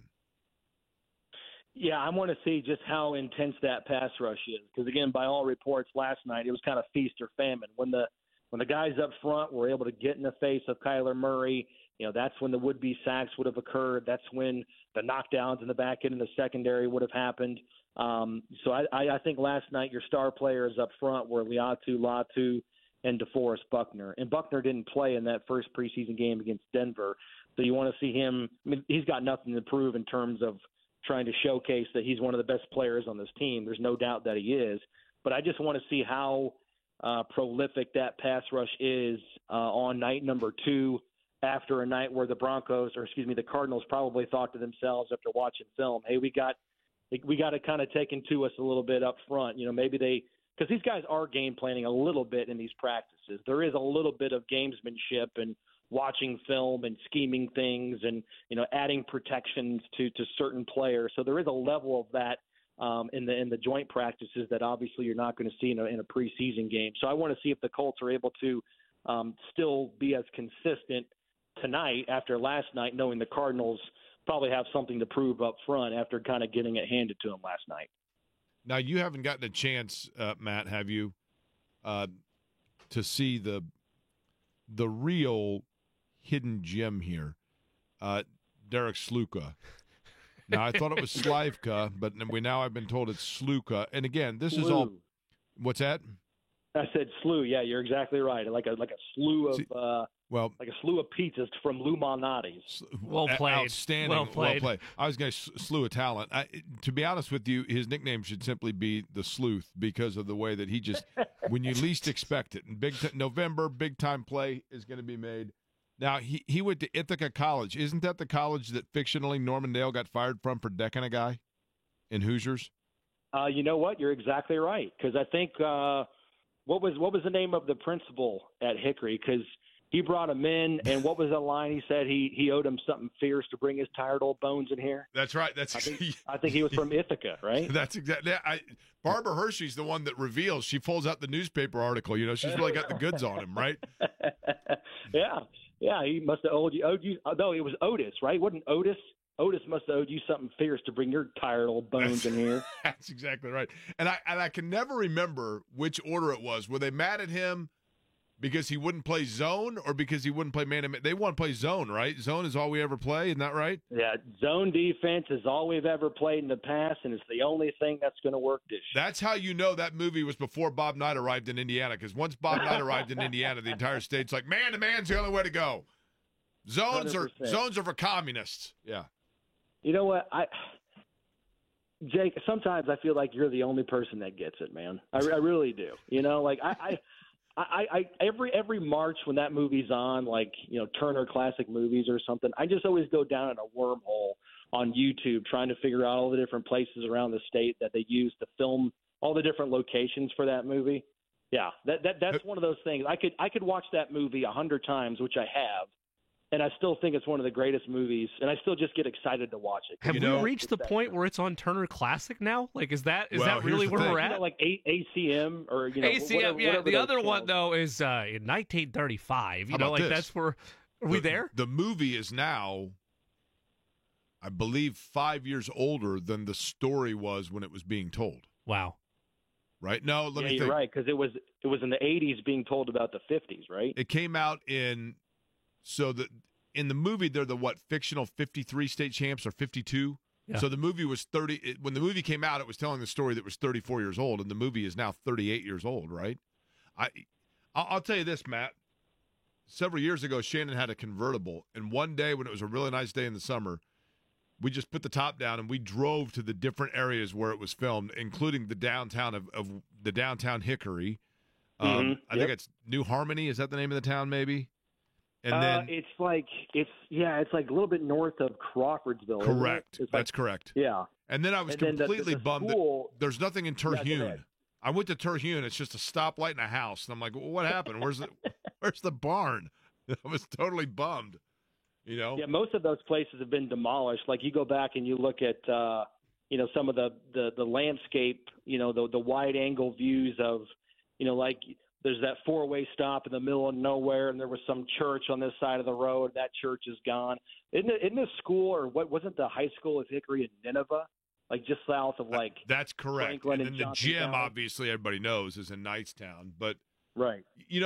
I will tell you this: and I was in the 8th grade when that movie came out. I was in the 8th grade. It was the same year that the Season on the Brink had come out, and obviously IU won the national title. I mean, being a kid from Indiana, there was like this immeasurable pride about everything from Indiana basketball. But some aspects of the movie, I kind of roll my eyes at, admittedly. But the opening scene where he is driving at sunrise, drinking the coffee, it still is kind of emotional to me, to be honest with you. And I think you have to be born and raised in Indiana to truly get it, right? I mean, he's got the map on the dashboard, and he's trying to figure out where he's at in terms of the compass and the location. I mean, it's just classic. Now, it's timeless. Matt, let me tell you, here's a public service announcement for folks that are going to the Indiana State Fair. I was there again yesterday, and my annual quest at the Indiana State Fair, I used to always go to the tent for the Indiana State Police to get a paper road map because I am, in fact, 84 years old. And and they don't do them anymore because, obviously everyone just uses Waze now, as do I, admittedly. Then I found out, I got tipped off from my friend Brenda that at the NDOT booth inside one of the buildings there, they have the state maps. And I went so excited yesterday and walked up and said, I am here to get, and the lady said, we ran out the first day. I'm like, oh. See, that should tell you something right there. That should tell you something. People still want it. They still need it. I love looking at maps from like 1930. Oh, it's the best. To see just like how much the city has grown and what neighborhoods used to exist and what townships there used to be. I'm fascinated by all that. I have stuff. a map of Indianapolis from the 20s, and for Central State Hospital on it, it simply says, residence for the insane. Well, okay. But I'm messing around there, right? You know what I mean? Like at the YMCA, it just says place for fat people. Okay, sure. Yeah, great. They're very blunt, Matt, back in the day, right? Yeah, they got straight to it. And there's a lot to be said for that. Matt Taylor, voice of the Colts, joining us on the Express Pro Tire and Auto Gas line, courtesy of Shelby Materials. Matt, look forward to talking to you and finding out what you see tonight between the Colts and the Cardinals practice at Grand Park, weather permitting, of course, but we got our fingers crossed. Appreciate it, Matt. All right, boys. Go Hickory. I'll talk to you soon. That's right. Do you guys know, literally, you might have seen it, a tear dropped from, you might have heard it splash on when Matt said, Jake, you're one of the only people I know that gets it. Right there. You're going to ask him to have that as a forward to it was Matt, it was Matt that I said last week, there are two kinds of people in the world, those with the program and those that aren't. Yeah. And I'm going to I don't even have a tattoo, and I will never get a tattoo because I can't rule out the possibility that someday I might be a fugitive of the law. But sure, if I were to get a tattoo, I think I might get a tattoo that simply says, you're the only person that gets it. You just need it to be non-visible. Well, that's the problem. Eddie, the problem is, listen, half these people that are fugitives, somehow they end up naked, which is why they're a fugitive in the first place. Like they go wacky on the bath salt or something and they're naked. So then all of a sudden, like anywhere is visible, right? Well, you've made it this far in life. I don't think you're going to be wacky on anything. We don't know this. I mean, there's always all the it possibility. takes is one day, Eddie. That's right. Be careful. I've watched enough episodes of Jail on Reels to know everybody simply has one bad day, right? Especially if you get into my watermelon gummies. Everybody's capable of 3 bad hours. I just feel like, unfortunately, we picked the wrong 3 daily for it to happen.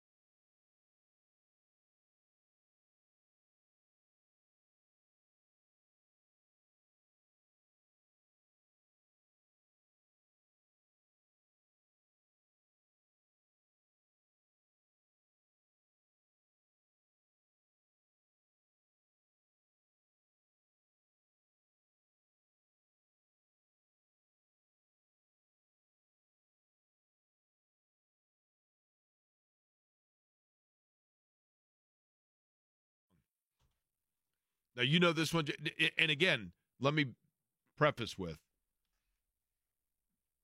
Greg Kihn Band passed away this week, apparently after battling Alzheimer's at the age of 75. Essentially 2 big hits, that and then Jeopardy. And, I mean, I think it was like 15th on the Billboard charts. But you hear it a lot, like on classic radio. Did you? Either one of you guys know that song? It wouldn't surprise me if you did. Clicked. It clicked. I know that one. I wouldn't have been able to identify the artist, right.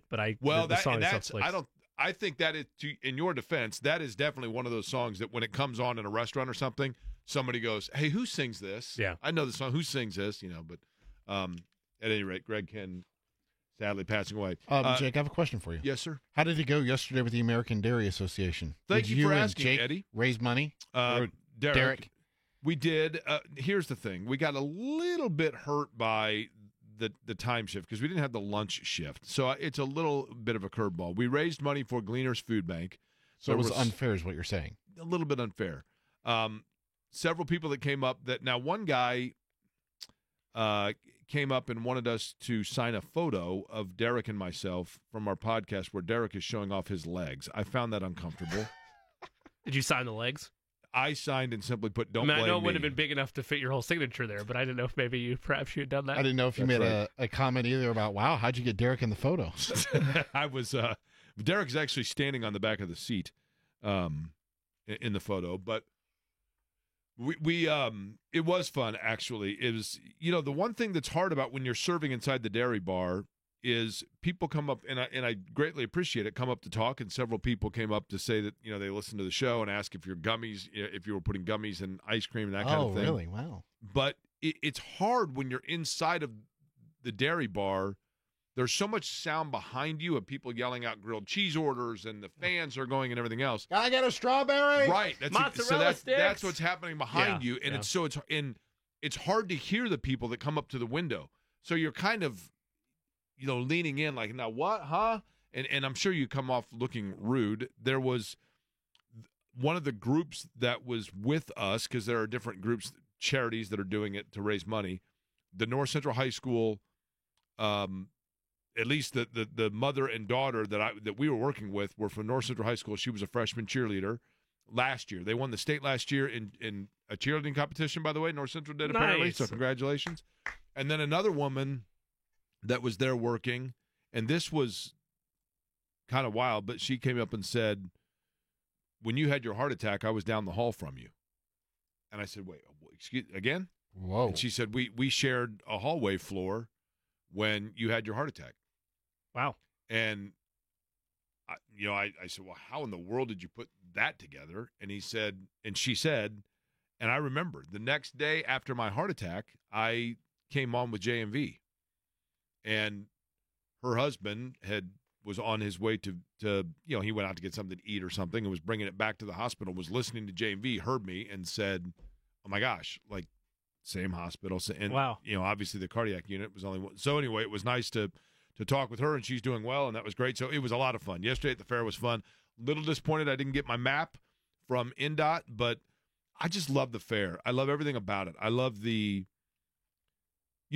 one of the things to me that is so fun about the Indiana State Fair is it really, obviously it's the Indiana State Fair, and you see so many people. There are so many walks of life within this great state, whether it be the craftsmanship of the Amish and Napanee, or the importance of 4-H and farming in the rural areas, and then just the incredible talent of artists. I always try to go in and look at some of the artwork on display because I'm like, folks should be very proud of their art ability. And then, Eddie, as you know, also the talent in the beer tent, right? That's right. Which is where I could be found 2 days ago when we were there. Don't forget about the animals either. Can't forget about them. Well, I said the 4-H animals, and then the great tradition of the Indiana State Fair, which is the best tradition of all, and that is every year seeing the world's largest boar, and the poor thing is always laying on its side because it can't even stand upright. But then the awkward nature, and it doesn't take long. If you sit and you're looking at the world's largest boar laying on his side, it takes usually somewhere between 30 to 52 seconds for some kid to ask his parents why the thing has Nerf footballs between his legs. And then the awkward conversation that ensues from that is always a joy. I always assumed that was just you asking that question each time. I didn't know it was a different kid. I always kind of feel bad for the world's largest boar. And I get it. I mean, I understand the nature of farming and the market and all that, but you also feel kind of bad for them, right? I mean, for the animals, because you know what inevitably. You mean to tell me that they're not retired to a farm like Secretariat after they're displayed there? That's not what happens? Well, some of them have a better fate than others, depending on what goods they are providing. But every year I say I'm going to do this again. We did it one year where we raised money and went in and went to at the auction and bought one pig, and he does live on a farm. You know Boone how County. you Or hear did. from you hear from MLB pitchers as they get older, they lose some of their fastball, right? Yep. Like that'll.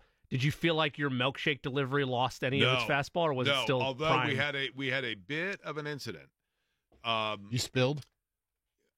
Not really my fault. The strawberry, one of the strawberry machines hadn't frozen enough yet, so it was very runny. Consistency was running, yeah. Yeah, so that one we had a bit of an incident, and then like a huge glob of ice cream fell onto the little tray, and so the girl from North Central said, "Oh, I'll clean it," and was very excited to do so, and went and cleaned it off. I'm like, okay. So I said, "Well, don't tell anybody about this. This is our secret, right?"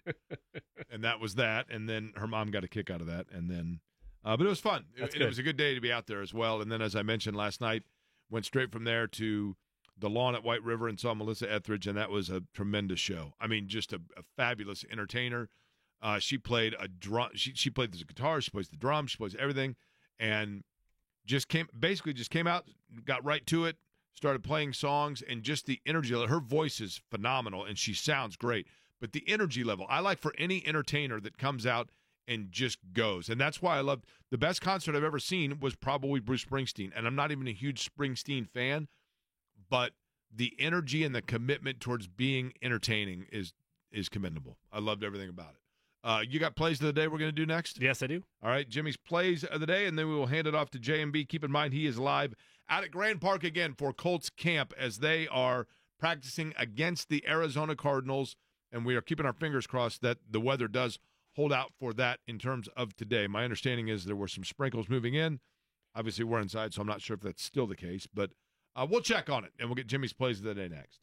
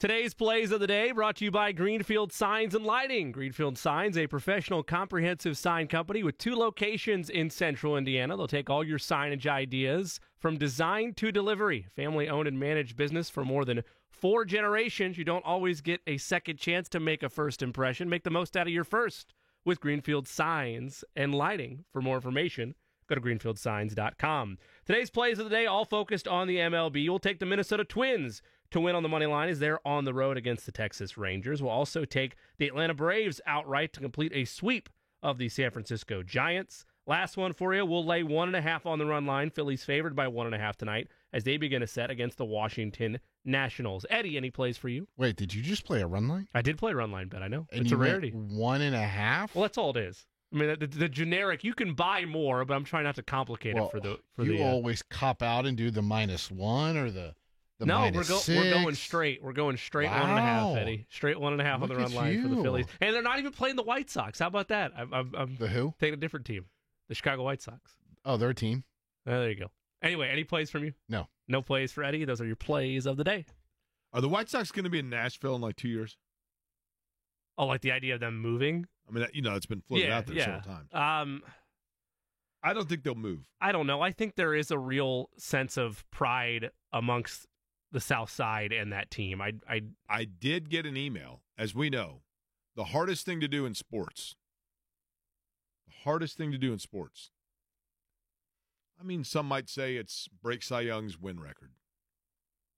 Some might say it's pole vaulting 21 feet.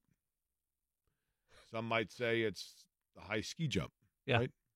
All those things, very hard to do in sports. Play quarterback in the NFL is allegedly the hardest job. I think being a big league pitcher would be pretty hard. Hitting a 100-mile-an-hour fastball is pretty hard. But the hardest thing to do in sports is to remove yourself from a Major League Baseball team's email list after you buy tickets from them. It is a difficult challenge. It's impossible. It's impossible.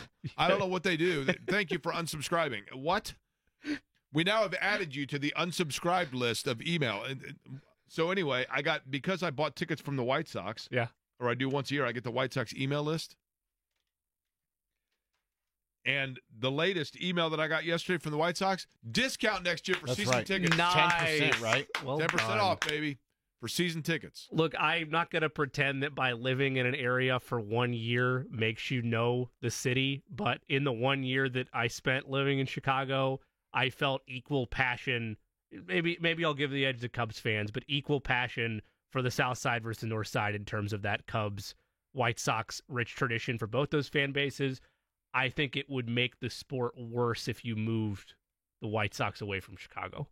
To answer your question about the idea of them ever moving. A fair point. But money talks. Maybe there's more financial opportunities in that. I think if you're going to move a franchise or relocate one to a hot new destination, if you will, it's hard to do it with one that has a 100-plus year history, even though of relative mediocrity, but a history nonetheless in another market. I mean, if it's not like you're moving the Nationals. Correct. Or the Marlins or, somebody like that.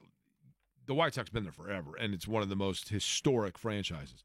By the way, thank you to those that corrected me. New Richmond is the town just north of Crawfordsville, not New Harmony. I said New Harmony. New Richmond is where Hoosiers, that plays the backdrop essentially for the downtown of Hickory, and that is New Richmond, Indiana, which is kind of cool to go over there and you see it and like, oh, okay. Terhune, I was a little disappointed because I got there and there was nothing there. I'm like, wait a minute. Everything is, in fact, gone. And Terhune, Indiana, there's a sign for it, and then there's like a house. And that's basically it. Schedule released today for the Pacers, by the way. How many primetime games? Schedule release comes out in about 10 minutes, right? Yep. I'll say they get... Do you know how many they had last year, Eddie, off the top? Was it 1? I know it was single digits. I just couldn't remember how many. I think it was 1, and then they got added because... Well, we know that the home opener for the Knicks is against the Pacers, right? Is it? Mm-hmm. I don't think it is. Okay. Look, this is just me throwing out a number. I thought it was Milwaukee. I'll say like 12. New York has. I'll say they get double-digit primetime games. I don't know.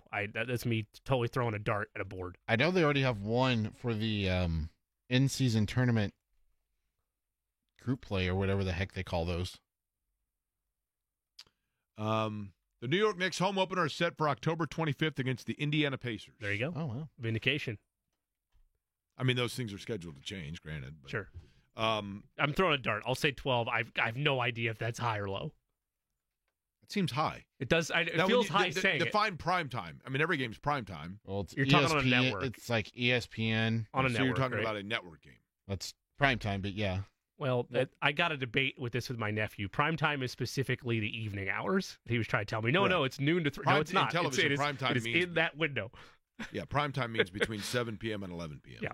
So every game is prime time, but you're talking about A nationally televised game. Yes. every game's nationally televised too, technically speaking. I Nope. get what you're saying. Yeah. No, they are. Bally's not nationally televised. Uh, You can't get Bally Sports A Indiana. in. national network, just for the sake of semantics. A national network. Bally, Indiana is a regional network. So I'll say 8. Okay, that Top makes of me my feel a little. I'm only 4 off. If it And I was can't 8 on recall, they're those. not playing Christmas Day, right? No. I tell you what, and this is me being biased to the region, I get it. I have a hard time thinking that Knicks Pacers and riding the coattails of what you got out of the playoffs and the history of that rivalry would not be fit a primetime spot Yeah, during Christmas. Or not primetime, a national window during Christmas. I think that should be a Christmas Day game. Do NBA teams, are they, and I can't recall, do they do a big schedule release thing now the way the NFL does? Yep. Yeah. Like every They team. did a. Have you seen those videos where it's like real or cake? Yeah. Have you seen those, Jake? Yes, I have. Actually. That's how the Pacers revealed their in-season tournament schedule. But the regular season schedule, will they do like a big thing tonight?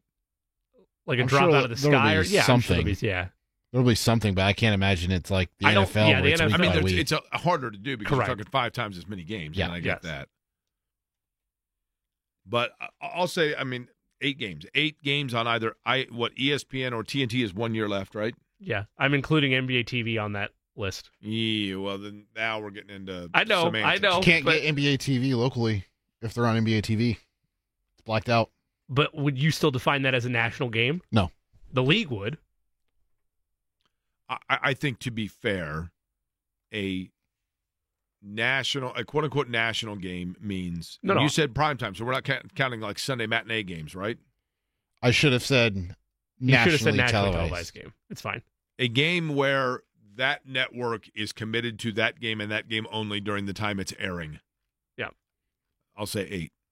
Okay. But I can't recall, do they do, and it's so funny how you fall out of the season and you immediately forget, do they do like a Sunday afternoon game of the week in like December? Yeah, you'll have an ABC at 3:30 or Yeah. something. That's. Well, I mean, a lot of them get more You would churned think out they'll get a once couple the of those. NFL season Right. ends. Right. Well, that's what, after Christmas, Yeah. essentially, is when everything gets underway. All right. Tomorrow, we're going to be talking about, I will be at Gateway for IndyCar tomorrow, but still doing the show. I believe James Boyd is in, correct? Yeah, I'm out of town. Going to go see the Yankees play 2 in Detroit with my friend Nick Kuntz. So, guys, take care. Be well. Go Tigers. Thanks, Eddie. Okay, so Jimmy out tomorrow. James Boyd will be in. We'll be talking about what happens later today. And by that, I mean Cardinals and Colts. James Boyd will help break that down for me tomorrow as I'm at Gateway for IndyCar, and we'll be broadcasting from there. Look forward to that. We will talk to you at 3 o'clock or at noon, tomorrow. Thanks for listening to Aquarian Company.